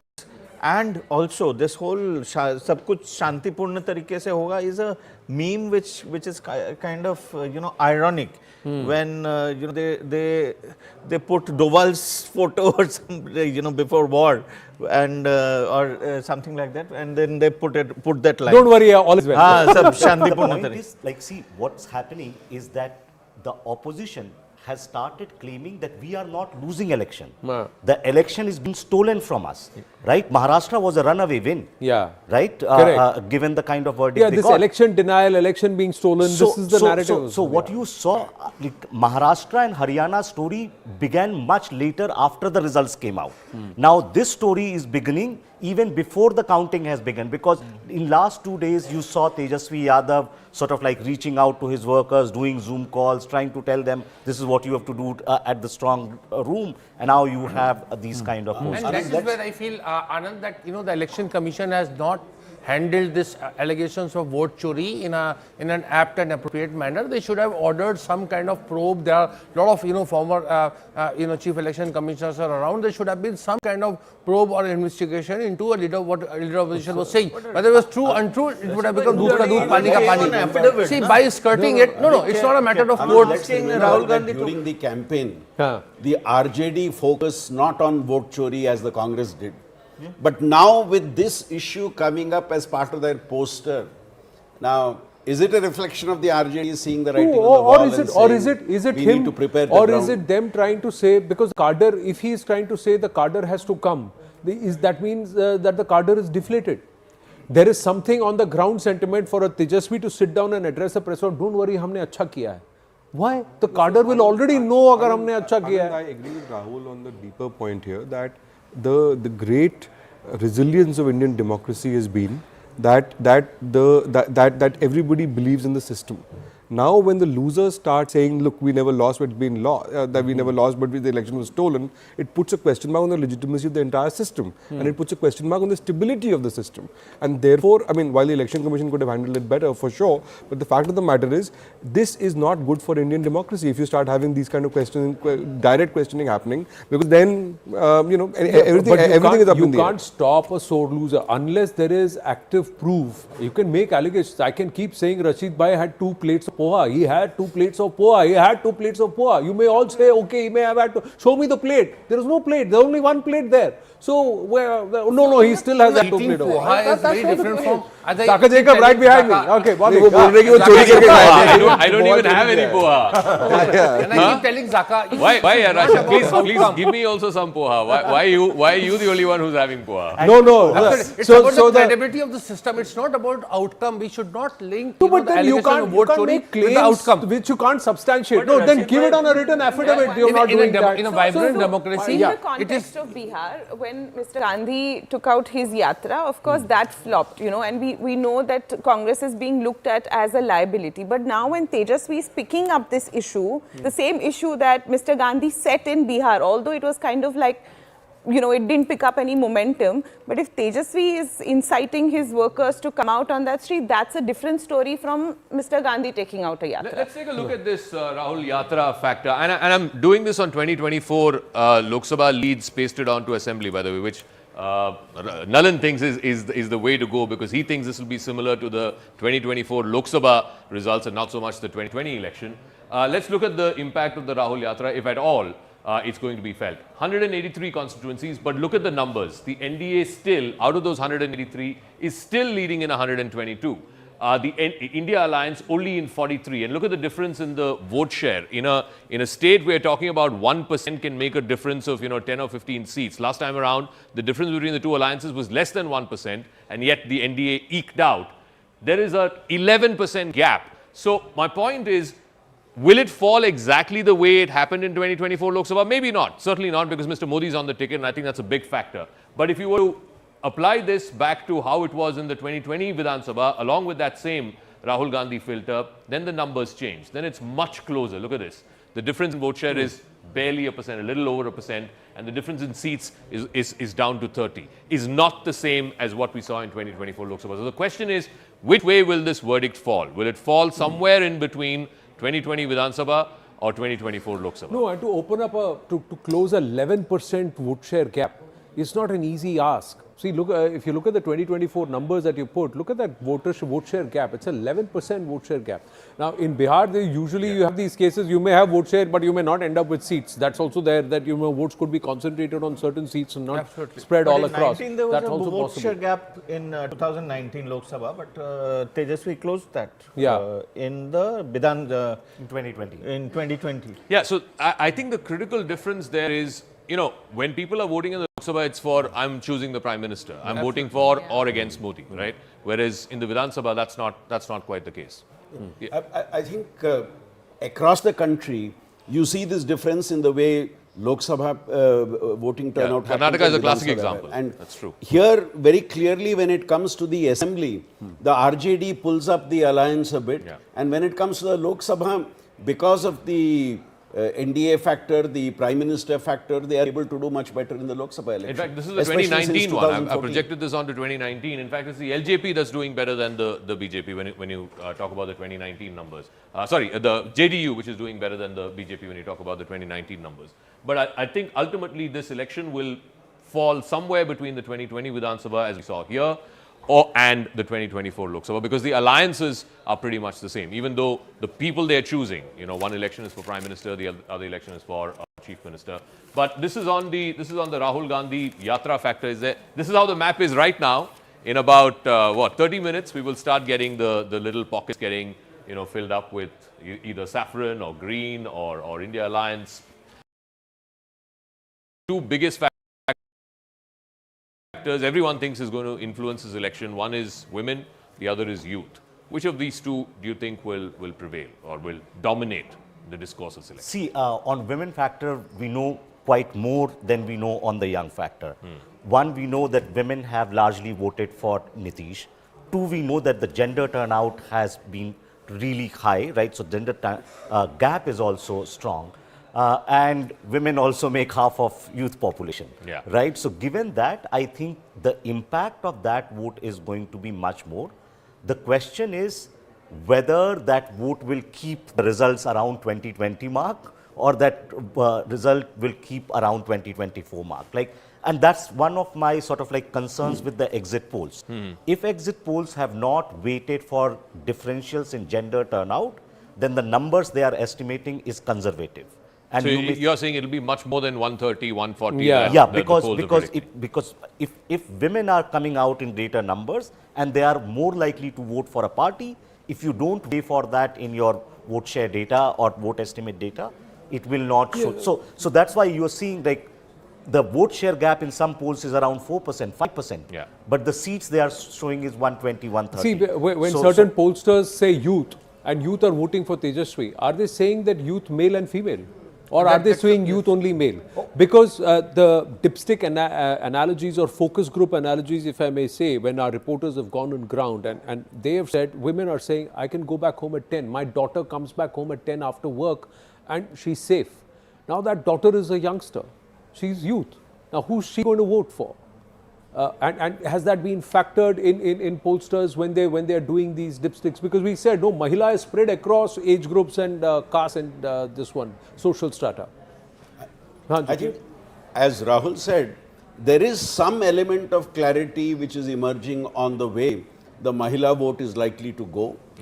And for a variety of reasons, it seems to be favoring the NDA. If you look at the youth vote, and I concede the point that half that youth vote is women, but if you look at the other half, the expression in the media that the Gathbandhan may be the beneficiary of this vote, I think there are important question marks there, because I go back to my earlier point. If the youth are worried about issues of employment and the like, who are they looking at in terms of being able to solve that problem? Who do they trust? Yeah, so the trust quotient. Yeah. And there I believe it may well be, and we'll get to know in the course of today, it may well be that youth vote also to a certain extent may have moved towards So then in that case, then does this then become a runaway election? Will this then become a runaway election if they say that the trust factor, yes, unemployment is an issue, who do I trust? The polity, I feel that is now smarter than we think them to be. So I feel like if there's a party that is making promises of of jobs, for instance, but there is no backstory of how these jobs are going to be created. Like we saw this after the Karnataka win, the Congress Karnataka win, that you made so many promises, you couldn't live up, like there was a dent on your exchequer. So this becomes a big problem. Our polity is smart. So then are the women across age groups thinking that we'd rather have cash in hand, make our own investments like bakri or, you know, some other farm animals, sewing machines, makhana, you know, farming, whatever it is that, are they thinking, do they have more confidence in what they are going to do with that money? On this Mahila voter thing, you know, again, I'm plotting it on the 2020 result. So we have those constituencies and more than half the number of seats in the state where women have outvoted men by a percentage of more than 10, which means for every 10 men, there are 11 women who are voting. 124 of those constituencies, the NDA won 39% vote share, and the India Alliance got just 42 at 36% vote share. Remember, overall in the state, the vote share difference was less than 1%. But here, the vote share difference is more than 3%. So this is a huge factor, and this is a JDU vote. A lot of the JDU seats were on the back of the women vote. Today, we'll see on these 124 seats where women outvote men by how much and who are the beneficiaries, politically speaking. I want to make a couple of quick points on this. We mapped the ratio of women's seats won to overall wins. And if you look at the last 3 or 4 elections, there is a difference. If the NDA is much higher than India, as you are showing in the magic wall, but within the NDA, there is a qualitative difference between JDU and BJP on the Mahila factor. So if you look at the ratio of women's seats won to overall seats, JDU in 2019 won 65% of those seats. In 2020, 55%. In 2024, 55.6%. The BJP's ratio in comparison was around the 32% mark, right? So the JDU's percentage of women voter is significantly if you look at the higher than 2020 Vidhan Sabha projections, the BJP had 20% of the votes, the JDU had 4% less. And in terms of the BJP actually pulled more seats in the 2020 elections. That's true. But what I'm saying is that that's because of the way the seat share is done and so on. But I'm saying that in terms of the seats which JDU actually won out of those, because the concentration of vote is there. So their percentage of ratio is much higher. There is another dynamic this time around. We are discounting the rural advantages that the Kisan and the rural voter and the rural dweller has got. 2 parts. One is this whole corn, makai, because it's being used for the production of ethanol. So when I had a chat off record with somebody within the ministry, and they said that ethanol production, the sourcing has been more than upwards of 15 to 20,000 crore rupees, and it could be close to 40,000 crore rupees worth of sourcing of makai for ethanol production from Bihar. Then the makhana part, the foxnuts part, that makhana board, creation of the makhana board, organizing that, and also the relative cost increase of makhana because of it being nationalized and internationalized. Is that not going to come back and help and pay dividends to those who facilitated it? In this case, Modi, Nitish, or BJP, JDU. It will. I think the Makhana move was a big move by the Modi government. It's going to help them. That's what the ground feedback also that the BJP has. But Anand, I'll tell you one thing. See, in every election, there is one domineering topic. You know, I remember Karnataka election, DK Kumar came and put that LPG cylinder right in the middle of the Congress office and said, because LPG cylinder 1200 rupees. I think this election is the 10,000 chunav.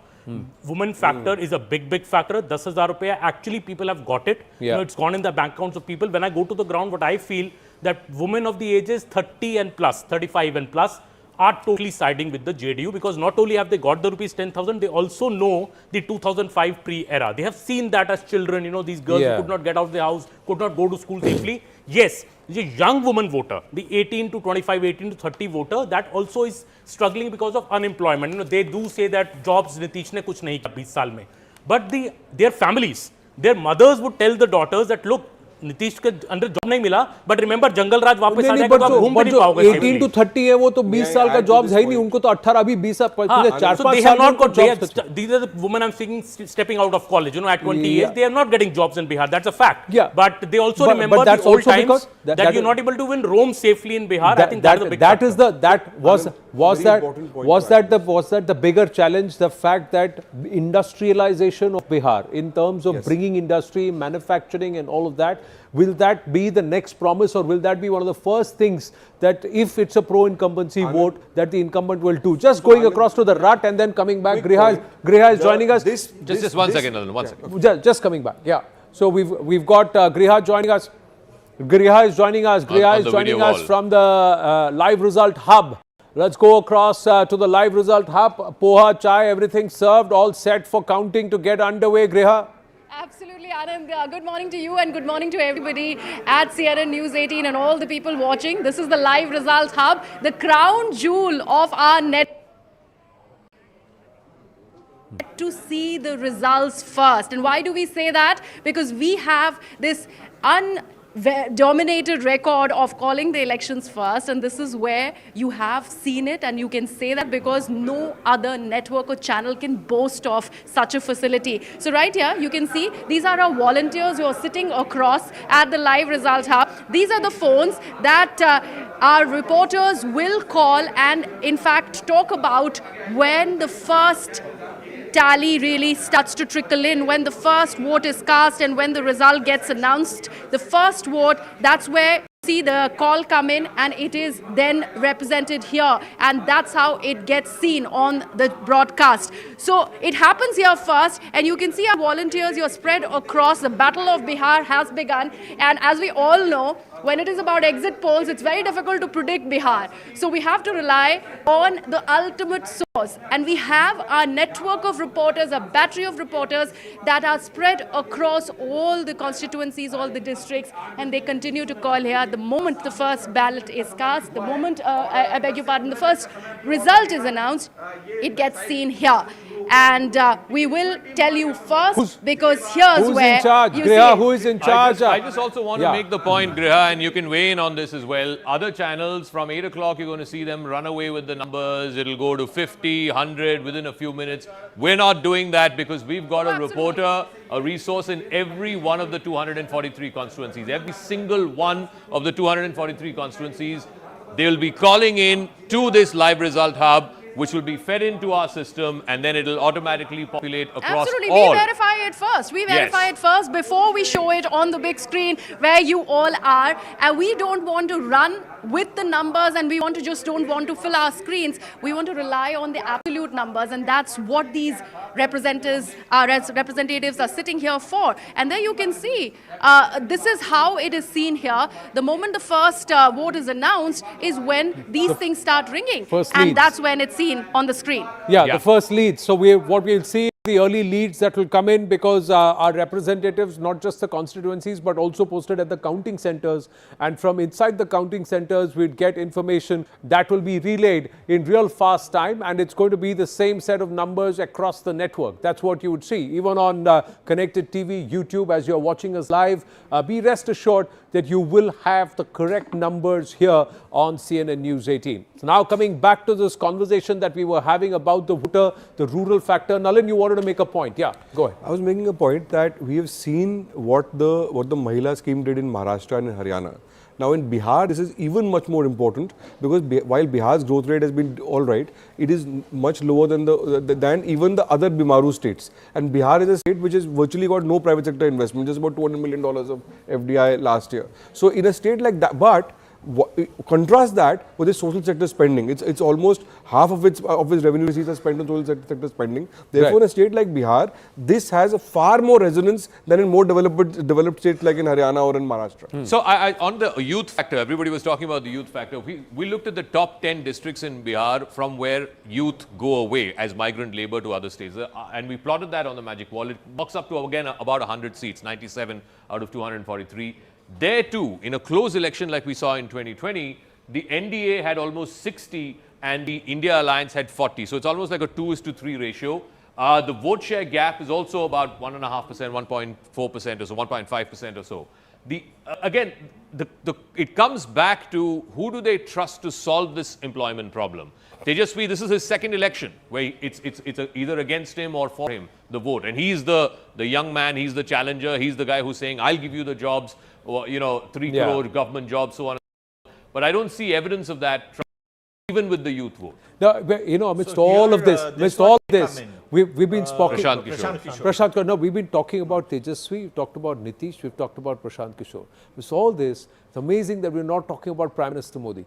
We're not talking about the Modi factor, the fact that he actually was in Bihar when he said that Pahalgam will be avenged. It was in Bihar that he announced that we will not let them. So Operation Sindoor, and after Operation Sindoor, one of the first visits was back in Bihar where he said, listen, I said we will avenge it and this is what we have done. So that factor, jo kahega wo karke dikhayega, that trust factor. And is PM Modi's factor now just there, all encompassing, not right into the fore because it's an assembly election and you've realized that you need to have a local face in Bihar because Bihar's unique, combination and Nitish being fulcrum to it. But can we forget PM Modi and can we forget the work the BJP Sangh is doing? This is their 100th year. So the Sangh would also want to return a 100% score and they are going to be doing their work on ground. Not actively campaigning for the BJP, but at least ensuring people come out to vote. Yes, sir. Yes, sir. Given the fact that the BJP and the JDU contested an equal number of seats, and if you look at the BJP campaign, its candidates campaign, the clear focus was on the Prime Minister's leadership. They kept on making the point that look at how BJP ruled states are functioning, look at how the center is doing things. We want to bring the same in the state. The JDU, on the other hand, focused on the chief minister. So that was a very interesting campaign. One focusing on the chief minister within the same alliance. One focusing on the chief minister, one focusing on the prime minister. Right. And So with the prime minister, I feel it's been 10 years. I think there is no longer a need for even the party to prove why you need a Modi-run government. Like, I think it is so established and it is so ingrained that that work is, absolutely not required anymore. And I think people of the country feel that as long as Prime Minister Modi is there, people feel So this sort of Modi hai to safer. mumkin hai is now an established factor. It doesn't need to be established, is what you're saying. So that's underlined. It's a contributory factor. I think, if you look at Modi mandate in Bihar, it's a little problematic in the same event of if there is an unexpected defeat. Would we say this is a defeat of Narendra Modi? No.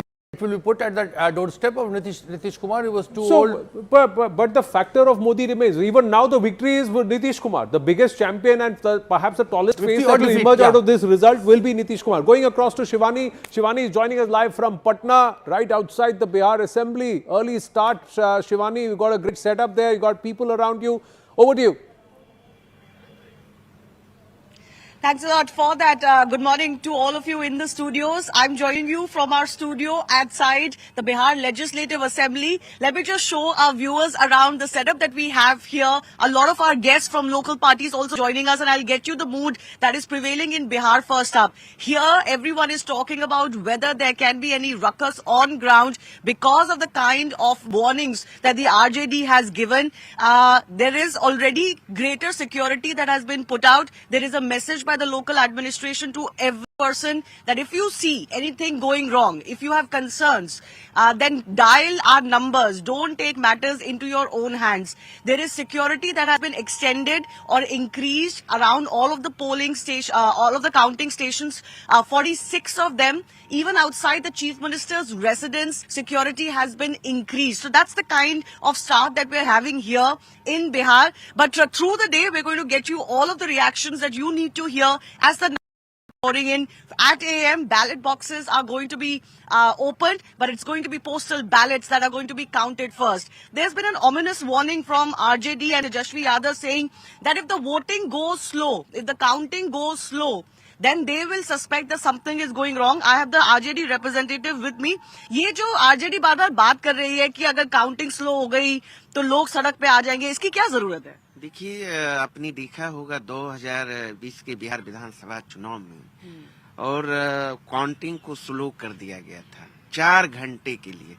जब देखा कि राष्ट्रीय जनता दल महागठबंधन की सरकार बनती नजर आ रही है, उनके पक्ष में जबरदस्त रुझान आ रहा है, एक सोची समझी साजिश के तहत शासनादेश के बल पर चुनाव आयोग ने इस तरह का खेला करने का काम किया और जिसके कारण आप देखेंगे 2 दर्जन से अधिक राष्ट्रीय जनता दल महागठबंधन के उम्मीदवार चुनाव जीत चुके थे, उसे एक सोची समझी साजिश के तहत हराया गया, कहीं 12 वोट से, कहीं 100। तो आज अगर आप कह रहे हैं कि आप रिजल्ट आपके मुताबिक नहीं आए तो क्या करेंगे आप? नहीं, रिजल्ट देखिए, मेरा यही निवेदन है आपके चैनल के माध्यम से कि जो काउंटिंग प्रक्रिया है वो स्मूथली और पारदर्शी तरीके से हो, ठीक है. So there is of course video monitoring that is going on. There is increased security that has also been established. BJP representative is also with me.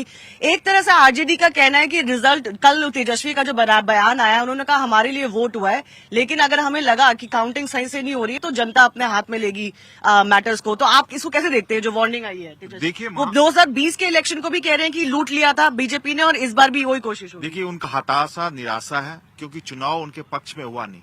Bihar की जनता ने 13 करोड़ जनता ने मोहर लगाया नीतीश कुमार जी के नेतृत्व को, देश के प्रधानमंत्री जी के नेतृत्व पे. जो हमने संकल्प लिया था लगातार उस संकल्प है. और बिहार में विकास अब आ रही है. आप बिहार कान से सुनने वाला बिहार नहीं रहा, आंख से देखने वाला बिहार हुआ. आप आए होंगे, पटना एयरपोर्ट देखा होगा. नहीं तो अभी आज अगर काउंटिंग ये कह रहे हैं स्लो हुई तो क्या होगा? आपको क्या लगता है कि राजद के लोग क्या करने की कोशिश करें? ये राहुल गांधी जी के भाई है.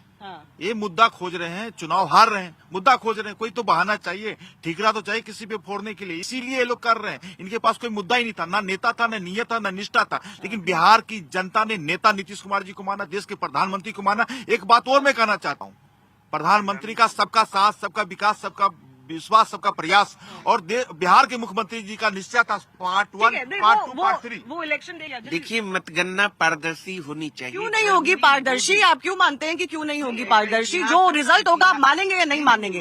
अगर आरजेडी 5 सीट से पीछे रह जाती है तो आप मानेंगे या नहीं? बता रहा हूँ, सीट अलग चीज है, जीत हार अपनी जगह है, लेकिन मतगणना पारदर्शी तरीके से होनी चाहिए. बिहार लोकतंत्र आपके एजेंट है ना अंदर. अगर लोकतंत्र Okay, Shivani, will come back to you as and when there's more developments there. I just want to, our guests here in the studio were talking about the Modi factor. If you look at it, again, we're looking at 2020 result. It was a much closer election.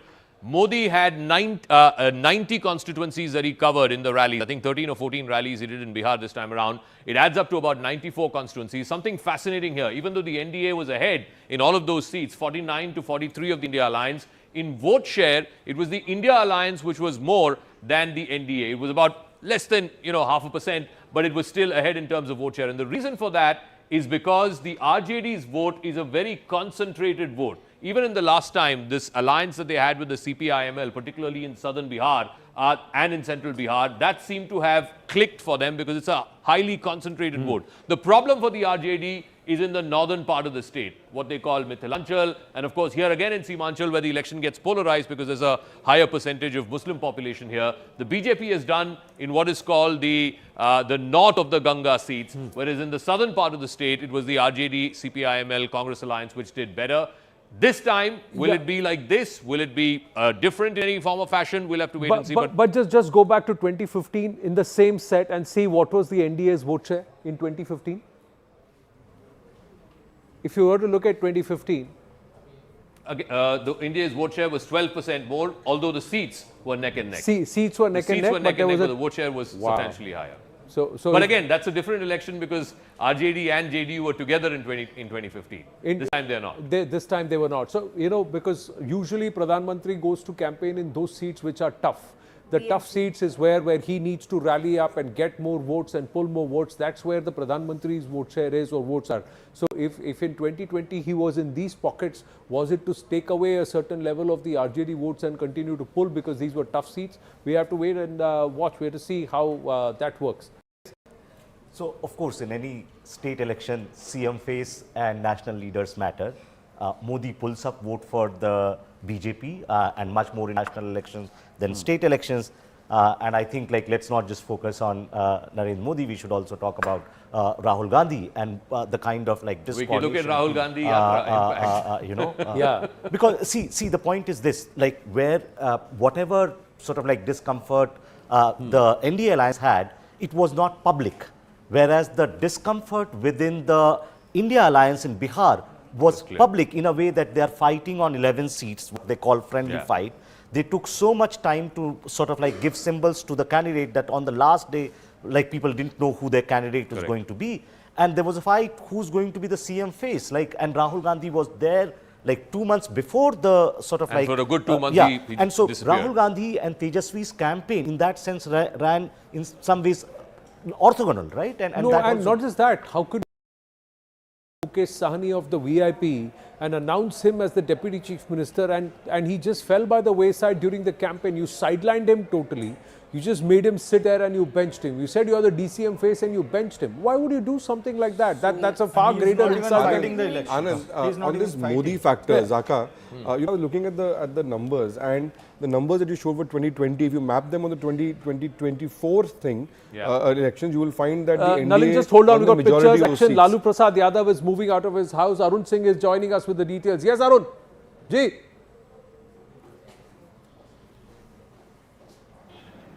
2024. But it's, Arun, namaste. I mean, the seats are. Arunima is also with us. Arun, आपको मेरी आवाज आ रही है? लालू प्रसाद यादव अपने घर से निकले हैं. आवाज आ रही है आपको? All right, we go to Arun Singh in a bit. Arunima is also there. Arunima is at the JDU office where posters have been put up. Let's go back to Arun. Yes, Arunima. So the Badhai poster is already up here. The counting, the postal ballot counting will begin in just a few minutes. But already, पूरे बिहार वासियों को हार्दिक बधाई. This poster has come up outside the JDU office, and if you pan a little bit, you see the policemen, the men and women in khaki, have also now started coming to the JDU office. Is this because the Election Commission-led administration is worried after all the threats that came in from the RJD? Even though RJD continues to say that it should be peaceful, but the spokesperson putting up a photograph in her hand, another spokesperson, talking about 20,000 log पहुंचे हर counting center पे. Is that the cause of worry? Because just a short while back there was no police deployment, but now policemen and women are coming. And why is JDU office the center of so much attention? Because of this another poster that has come up.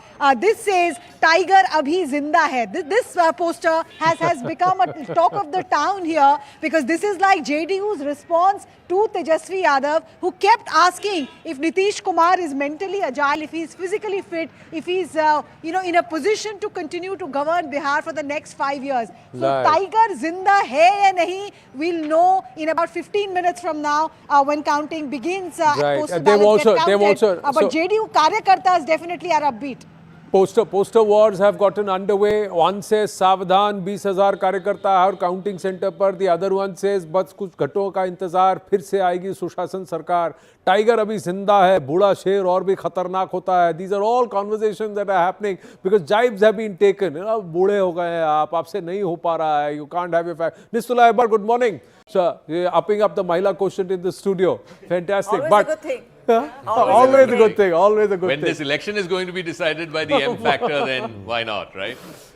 See, the MY also changes. No, Muslim Yadav to Mahila Yuva. Bihar ka pura yahi change ho jayega. Political lexicon will change.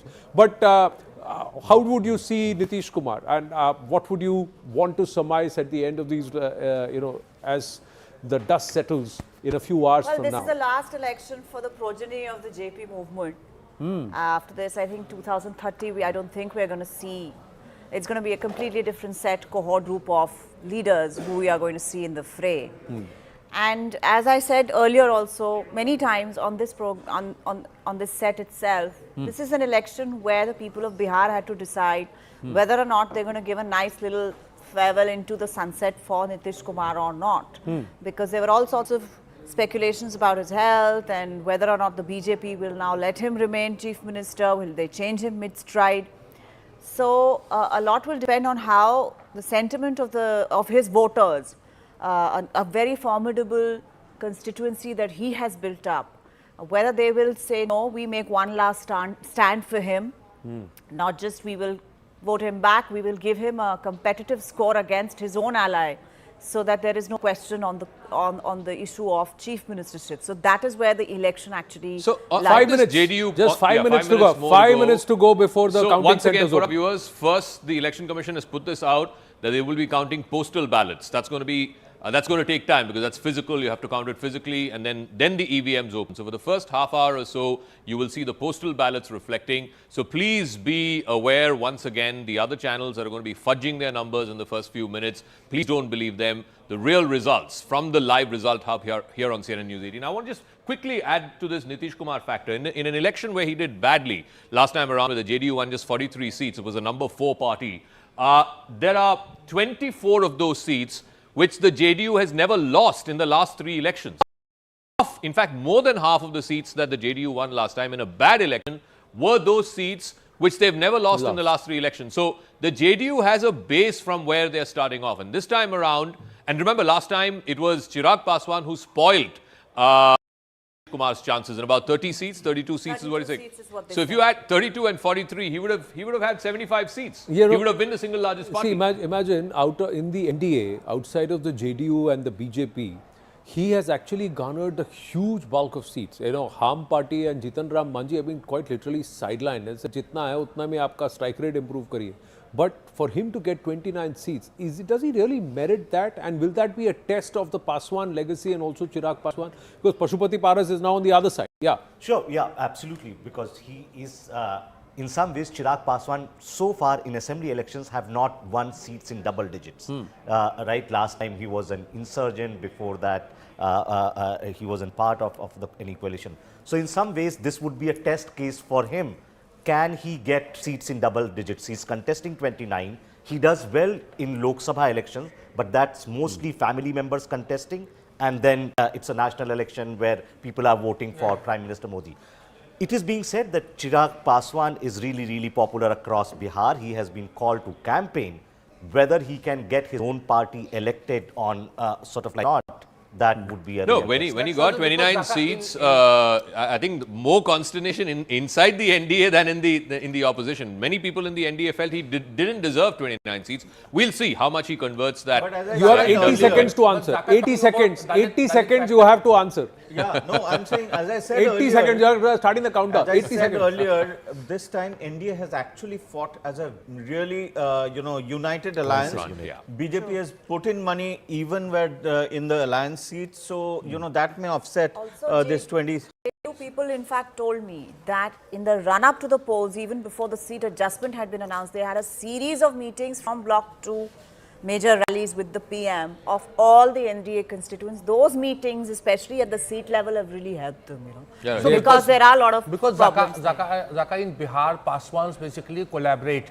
They don't assert. So there is a 19%, Dalit vote there. But unlike Uttar Pradesh, there is no, assertiveness, political assertiveness, and therefore, this collaboration helps, and that results in the kind of seats that LGP is able to get. Okay. Right. Another 35 seconds. Anybody wants to chip in? Yes. We'll continue the Modi factor. There was an earlier number thing over there that he comes and campaigns on the tough seats. I think after Karnataka Assembly, there's been a change of thinking that, overexposure is not required. There is an established trust. But where he campaigns, you can see a clear conversion of the Modi factor. The one person whose campaign made a lot of dhamaka with Appu Pappu Tappu, that we have not even spoken about. That is Yogi. The impact that Yogi's campaign, because he came late in and it was a huge cameo. 8, 7, 6, 5, 4, 3, 2, 1. And there you go. It's 8 a.m. Counting will get underway as the counting centers will be opened. Counting begins on Result Day Live, Bihar 2025.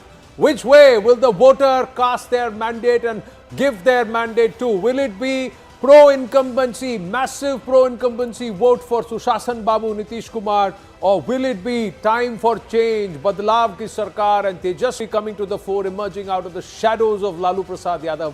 We'll have to wait and watch, but it's a big fight.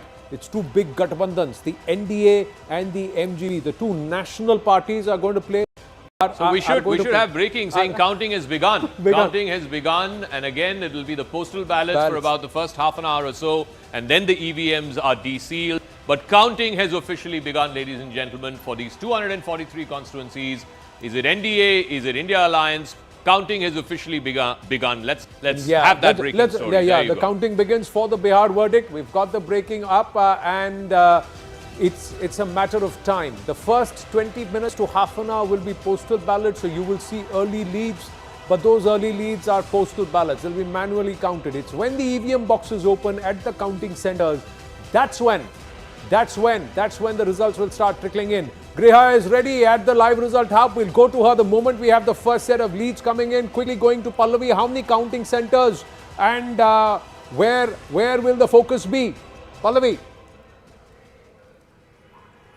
Well, I'm still right over here at the Sheikhpura house, and you know, the Prashant Kishor team is already in place. They're just going to wait figures to start coming in, and as you pointed out, the postal ballot, in any case, is the first round to go. But you know, I would look at this election and the counting really, Anand, as a high stakes for everyone. But naturally, for the CM already, Nitish Kumar, many people would dismiss him off as being not in good health. At least his opponents did. I think the sense I get on the ground, of course, is that he's likely to do even better than before. That anger which people are talking about was certainly missing. It's not a wave election, you know. So in that sense, I think his campaign style has been very mellow, very mature, and extremely stable. But at the same time, being very assertive. For the BJP, of course, you know, they've thrown their top talents out. All that's the way they do. There must elections. be something that you know that we don't, Pallavi, that you're still at Jansuraj party because. And at Prashant Kishor, will he step out to say that the Jansuraj got a certain percentage of vote but no seats at all? He's not playing kingmaker. What way the results? The exit pollsters haven't given him the king. No, they have not. They've in fact said that he'll get anywhere between 0 to 2 seats, which for someone who is making a splash, I think is quite subpar. But Griha is joining us from the live result hub. Where are we expecting the first leads to come from, Griha? Where are we expecting the first leads to come from, and by when? Is that for me, Zaka? Yeah, which region, which part of Bihar are you expecting the first leads to come from? We will get that word in from Himanji here, because the result hub has started buzzing, because we have got to know that the postal ballots will be announced very, very soon. Himanji, सबसे पहले कहाँ से रुझान आने की उम्मीद है? देखिए, सबसे पहले रुझान जो हम देख रहे हैं कि पटना से जब रिपोर्टर ने कॉल किया था कि वहाँ पे बोला कि हमने पोस्टल बैलेट काउंट स्टार्ट करेंगे, we will start the postal, but we are just waiting. We have the two team is monitoring about the postal ballot. So we have made the two begin with either through SMS or phone call. We'll get the first result. So if we get the phone call, the phone will buzz here. How many counting centers have been set up this time? So there were 90,000 polling booths. We are just asking how many counting centers. I am thinking the 5-10 minutes. Hemanji, how many? 46 counting centers? We have 46 counting centers. After 38 districts, we have the 46 of the counting centers. We have deported 100 members in the counting center. Here we have the 50. Altogether, you can say the 150 members are there to give the right result. So 150 members there, end-to-end data that will be collated and it will be fed here, and that's when you see it on the screen. So like Zaka, you were mentioning, it is not going to be fudging of numbers. We are not going to be trying to go first on this. The moment we see the first authentic leads come in from those counting centers, as our reporters call our representatives here at the live result hub, when we see the numbers on screen. Absolutely. 46 counting centers, viewers. 46 counting centers. The counting centers open at 8. Then they go in and then they will start counting the postal ballots. There are 150 of our members at these 46 counting centers who will be getting us these results. So the moment you see the leads starting to trickle in here, that means the leads have really started coming in, because that's where we are getting this live right from the source back into our live result hub and then across the network. Arun Dhanta is with us from the BJP office in Patna. Arun, are you the only person now, or have you done breakfast and are the Karyakartas already there? You're the first person at the BJP Karyalaya this morning. Well, Anand, as counting gets underway here in the BJP office, preparations have also started. We are inside one of the tents which they have made. And in fact, you can see right behind me, chairs have been placed and there is a screen also. In a few minutes from now, they will of course be starting this television screen, and these chairs will be filled up. On that side also, dishes are being cleaned by, as we were discussing earlier, that the people will come here to really start preparing for the breakfast and the sweets also. I can also smell something is cooking on the other side. We'll give you that scene also, what is happening at the back of the BJP office. This is the place where you will see all the food is being cooked and mithais, etc. for all those people who will be coming here in a short while from now. You can see, I'll request my camera person, Pramod Saklani, to just go there and show what exactly is happening. Yes, I mean, they've started cooking, they've started, the preparations are done. Food is being cooked here. So in a short while from now, you will see क्या बना रहे हैं, क्या बन रहा है? Sir अभी तो चाय चल रहा है सुबह से, फिर नाश्ता में घुगनी, चूड़ा फ्राई। अरे वाह। आज जिस तरह से जो भाजपा के लोग चाय, घुगनी, चूड़ा जीतने का जश्न के लिए तैयार, तो आप लोग क्या कर रहे हो? हाँ सर, जीतने की तैयारी में लगे हैं। खाना पीना, मिठाई उठाई सब बन रहा है यहाँ तो, जगह अलग अलग बन रहा है, बहुत जगह से बन के भी आ रहा है मिठाई जी। मिठाई बनाने का बोला गया है तो ज्यादा ऑर्डर है, कोई गिनती नहीं है मिठाई का कि कितना बनेगा, बहुत ज्यादा ही ऑर्डर है, हो चुका है मिठाई का। So lots of orders, lots of cooking. Chai, gugni, chura, that's a traditional Bihar breakfast. On the one side there is pakode and samosa being made. There's a lot that's on store, and who will savor not just the food but also the sweet taste of victory, viewers. That's where we are going to focus on. Tejasvi has also spoken again. Let's listen in.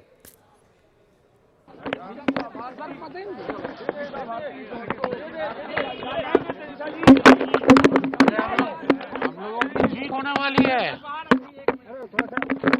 बाहर। चलिए हम लोग जीत रहे हैं, बहुत शुभकामनाएं आप लोगों को। बदलाव होगा, बदलाव होगा, बदलाव होने जा रहा है, बदलाव होने जा रहा है। चलिए सरकार बना रहे हैं। चलिए हम लोग जीत रहे हैं, बदलाव होगा, बदलाव होगा, सरकार बना रहे हैं। टोनुआ थोड़ा ऑफ लग रहा है। Is it? नहीं, आपको नहीं लगा? You didn't feel the tone is a little off? I think he's speaking from inside the car and too many mics. No, you know, the confidence level, the way you would, or you think, is this convincing? Is this the Tejasvi that we know? I wouldn't read too much into it. It's early in the morning. He has campaigned for a month. He must be tired. So, yeah, let's wait. Why is it that suddenly you see everybody hedging their bets here? As much his election, in the sense that this is the second time that he's going to be the face, the challenger, the one who wants to de-seat. It's much more his election than Nitish Kumar. Perhaps. Yeah. I mean, in Nitish's case, it's probably his last election. Yeah.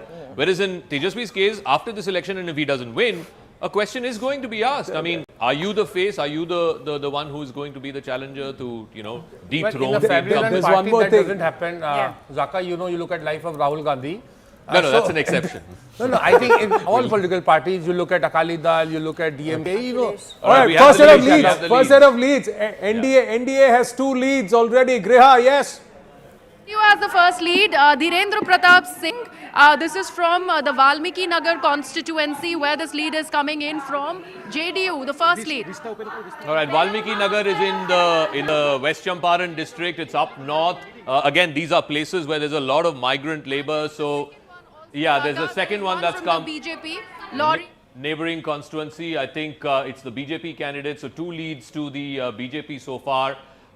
So 2 leads to the NDA so far, 1 to the JDU and 1 to the BJP, both from the West Champaran district. And remember, lots of migrant labor, this again went to polls in the second phase where women outnumbered men quite a bit. So we'll see. The migrant youth also in the past have favored the NDA over the RJD despite the issues that have been raised. You've called that out. There is one reason why there was silence when I asked कि ये टोनुआ थोड़ा ठीक नहीं लग रहा है. This is because the ghosts of 2015 continue to haunt. Yes. No, certainly not. Look at Abhijit Majumdar. The ghosts of 2015 continue to haunt. Where in studios everybody called election at 9 a.m. and the results change at 11:30. That's what happened. No. That was a different channel you're talking about. And let me tell you, I have a picture. In fact, I was on your Hindi channel in 2015. I was sitting, Badri Narayan sitting next to me, and suddenly some other channel called it. And your anchor actually put a stop to it. He said, we are not doing anything like that. We're just waiting. Yeah, we have more leads. I think we're about 5 or 6 leads now. Griha has more. Okay. Yes, Griha. Where? All right, so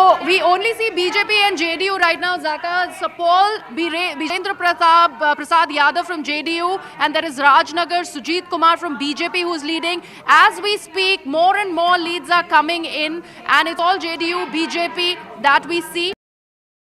Sujit Kumar, BJP. So Paul, it is, and now we have another RJD lead. This is the first one that's coming in for RJD. That's Saud Alam from Thakurganj, who is leading. So not surprisingly, the first lead for RJD coming from the Simanchal region. This is, of course, like I said, again, a couple of other leads, one for the Congress. That's coming in again. All of this is in the Simanchal region, which, like I said, there is a higher proportion of Muslim population there. There was higher voter turnout as well. Last time, MIM was a big factor in Simanchal. Got 5 MLAs. All 5 of them switched over to the RJD. This time around, it seems like the Muslim vote is consolidating in favor of the early trends also India showing that the JDU is emerging, has taken a march, in terms of the single largest party as of now, 6 leads for the JDU. Griha is back with us. Yes, Griha, more. One more for the BJP and JDU. And there's one for LJP. So from Kasba, we have an LJP candidate who is leading right now. And the leads are coming in fast now, Anand. From Digha, it's Sanjeev Chaurasia. From the BJP, there is Fulwari, Sham Rajak, JDU, who's leading. From Banki Nagar, there is another candidate who's leading. So right now, the first lead for LJP is also coming from Kasba. Nitish Kumar Singh is leading. So many leads to start. A first Congress, in fact, the second Congress lead that has been announced, Manohar Prasad Singh of the Congress from Manihari is leading. And there is catching up, INDIA catching up. Now just a 5-seat gap between the NDA and the INDIA, 8 and 13. That's the score as of now. The thing to watch out for is this plus minus. I mean, they were 125, the NDA last time around. They're already gaining 3, now gaining 4. And the India alliance is down 3. They were 115 last time, so down 3. So keep an eye out for, who's gaining, who's losing. Now, again, it's increased 14-9. 14-9. And these are trends. These are early trends. These are early trends that are being dictated by the postal ballot counting viewers. But we are getting you the numbers as we are getting it relayed from our counting centers. And that's why trust these numbers at the bottom of your screen. 15-10. A gap of 5 opened up by the NDA. RJD on 7 seats. Within the NDA, it's the JDU that is still on a march, and it's actually leading. Now the BJP is now gotten ahead. 7 and 6 within the NDA. Some seats for the other partners Again, also. 12 leads to the India alliance. If you look at the breakup there, the Congress has 2, the RJD has 9. So RJD doing a bulk of the heavy lifting as far as the India alliance is concerned. As far as the NDA is concerned, it's neck and neck right now between the BJP and the JDU. The BJP has 7, the JDU has 6, LJP 1. We will see how this plays out through the course of the day. I think one thing is very, very clear. The southern seats, RJD doing better in the southern part of the state. Some openings in the eastern part in Simanchal, whereas in the rest of the state, it seems to be a BJP-JDU show, at least in the first 20 odd seats. The trends coming from all across yes. phase 1 and phase 2, if you were to see. Yes, these were phase 1 seats. Up in the north were the phase 2 seats. And we're getting to see from different regions. We're getting from the Champaran side, we're getting from the Simanchal side, we're getting from the Magad side as well. So it's kind of getting populated across the length and breadth of Bihar from different regions. Yes, Griha has more. Yes. Yeah. Tejasvi Yeah, go ahead, Griha. Okay, it's Tejasvi who's leading from Raghopur. So the bastion right now is being maintained because testing that. RJD has many leads right now. Anand is from what we are seeing. There is one for JSP that's coming. BJP again, Prem Kumar from Gaya town. He is leading. So BJP is leading there. So far, Tejasvi is maintaining the lead as far as Raghopur is concerned. Jansuraj on the leaderboard in terms of trends and leads. LJP on the leaderboard in terms of trends and leads. 18 to the NDA, 15 to the INDIA. The early trends show that it could be quite close. Everybody is playing catch up with the other. But the results are plotting all across, and there's a reason why you can trust these numbers, viewers, because it's plotting on the map live. You can see it. Yes. It's plotting as we are telling you the leads. Whatever you're seeing at the bottom of your screen, it's plotting as per the party across the various constituencies in the region. So the Bihar map plotted across, and the constituency numbers, if you can zoom in close, you'll see the constituency numbers as Zaka is showing it on the wall. Neck and neck right now. It's 24 to the NDA, India Alliance at 15, but you get a feeling that the NDA is slightly pulling ahead. And there in the NDA too, if you look at the breakup between the BJP and the JDU, neck and neck, BJP at 11, JDU at 11, and I think this is going to be another sub-story as well. But just now, as we get to 40 seats out of 243, you see the NDA pulling away because a lot of the central Bihar seats, which are the JDU stronghold seats, are now beginning to report. RJD, again, a bulk of its leads seem to be in the southern part of Bihar, some constituencies in Simanchal, but the rest of the state, as I keep saying,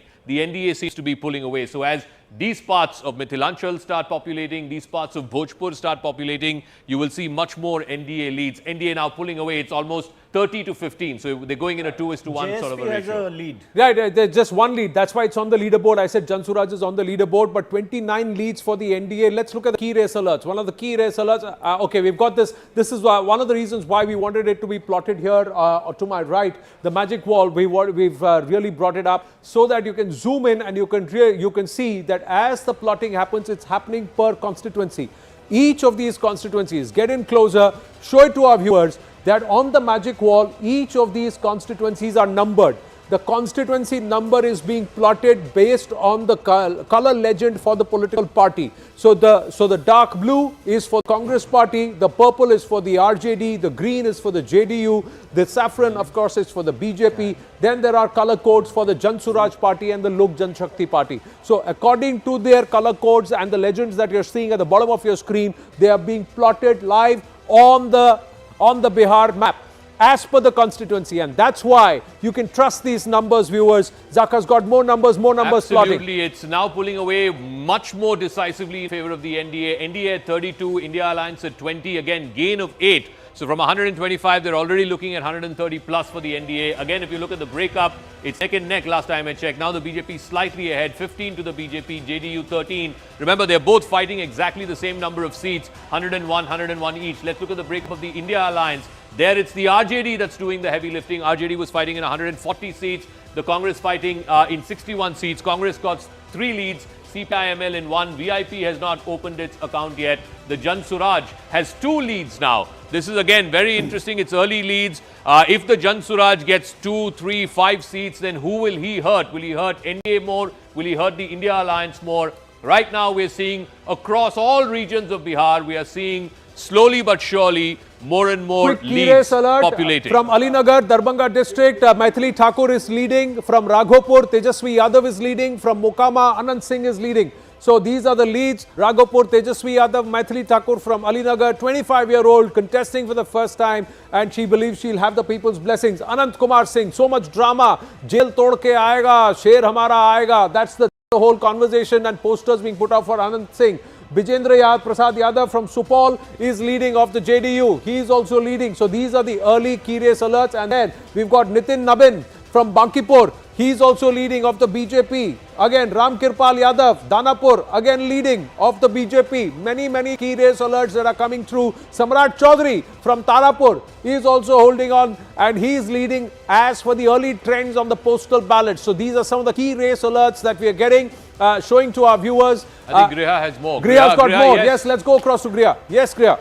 You mentioned Samrat Chaudhary. We also have Chotilal Rai from the JDU, who is leading in Parsa. There's also Chandni Devi from RJD, Baniapur. She is leading. The star candidate, Maithili Thakur from Alinagar, like you mentioned, is leading there, Anand. We also are seeing Congress back on the leaderboard, as you have the early leads coming in from Kishanganj. Kamrul Huda is leading from the Congress. There is another one from the Congress, Amita Bhushan from Begusarai, who's leading. Otherwise, it is the allies, CPIM, you can see. All right, let's bring it back into the studio. You can see here on the map, 65 seats now reporting. The NDA almost 40, the India Alliance at 24. So we're going in a almost 1:2 kind of a ratio, where the NDA seems to be getting from across regions, from the northern part of the state, from the central part of the state, which is of course the stronghold of the JDU. As far as the RJD is concerned, it is doing the heavy lifting for the India Alliance. If you look at the breakup of the 24 leads where they're currently leading, the RJD is leading in 18, the Congress only in 4. So the RJD is pulling a bulk of that alliance, whereas in the in NDA Alliance, it is even Stevens between the BJP and the JDU, BJP at 18, the JDU at 16. The LJP has also opened its account in 4 seats, 4 leads for the LJP, the Harm in 2 seats. Left also gets onto the leaderboard, 2 leads for the left. As we see, 41 leads for the NDA. 41 leads for the NDA. Look at the bottom of the screen. That's being updated live. This will have the one to my left will have to be refreshed a bit. But at the bottom of the screen, that's when the numbers are getting updated like they are reflecting on the magic wall. Yes, Vio. It may be a little early, but if you start looking at the filter, look at the Mahila factor there. Again, there the NDA is leading in that at this point, and what we can make of it at this point. Clearly, of the 24 of those seats, 16 to 8. So it's a 2:3. It's a 2:3 kind of a ratio. But let's look at the big picture. Almost 70 seats now reporting NDA at 41, India Alliance at 25. The NDA seats, again, 18 to 16. The the JDU is doing catch-up. Remember, the JDU was at its lowest tally last time around, just 43. The BJP neck and neck at 18, slightly ahead, whereas in the India Alliance, and this has always been a problem, we were flagging this off even during the campaign, that it's the RJD that is having to do much of the heavy lifting. It contested 143 seats, 20 of those they are leading in currently. The Congress only 4 out of the 61. CPI-ML, CPM, 1 seat each. Remember, the left parties last time around, I think, put together had about 15 seats, which was again a substantial chunk. Number. This time, I suspect it might be lesser than that. We'll see. We'll see how it But the left seems to be pulling its weight more than the Congress is even again. So it's weaker. It's looking, Congress is actually looking weaker despite all these rallies. So was someone barking up the wrong tree in terms of the real issue on ground? We'll have to wait. These are just trends. Yes, Sandeep. The seat, each party, there seems to be a very close race between the RJD, the JDU and the BJP to have a similar number of seats where they have the lead. The difference is coming because in the India Alliance, it's only the RJD which is taking the alliance forward, whereas in the NDA, both the BJP and the JDU are doing well. So that's contributing to this huge difference. Yeah, there is. It is very clearly there is a Rohit Sharma, Virat Kohli kind of a combination which are batting in partnership within the NDA, and we could see that the BJP for some time was the single largest party. The RJD might just have taken that lead as with 21 leads overall. The BJP is at 20 leads, so the RJD currently is the single largest party. JDU playing catch-up, 20, 19, 21. Not much separates these three parties, and is it between these three and the rest are just sitting marginalized? That's what it looks like right now. 78 seats are reporting now out of 243. NDA with a runaway lead, 46. Remember, this will get closer. This will get closer for the next couple of hours or so. NDA with 46. You look at the breakup there. The JDU is now leading the BJP. The JDU at 21, the BJP at 20. It's neck and neck. LJP has opened its account with 3, Harm with 2, and Mr. Kushwaha's party leading in 2. The India Alliance, it's the other way around because it's the RJD that is doing the heavy lifting. Yes, Griha, walk us through that you're getting. Yes. We have the RJD candidate Mukesh Ranjan who is leading. So that is the big update that's coming in. So from Mahua, there's the RJD lead that has come in. Bijendra Chaudhary from Muzaffarpur. This was where the first ballots were started to be counted, Zaka. Bijendra Chaudhary right now from Congress is leading. From Mahua, it's become important because it's Mukesh Ranjan from the RJD. If we see further, from Betia, it's Renu Devi of the Bharatiya Janata Party who is leading currently. Raniganj, it's Ashmit Rashidevi from JDU. So it's JDU and BJP right now taking the lead there. But important update that's coming in from... Tej Pratap is trailing. Also, can you tell me, Griha, which are the constituency numbers of the JSP seats? Which are the 2 seats where Prashant Kishor's party seems to be leading currently? Just give us all right now 84 seats reporting, 53 to the NDA, 29 to the India Alliance. And again, I keep going back. If you look at the map, the southern seats, the RJD seems to be doing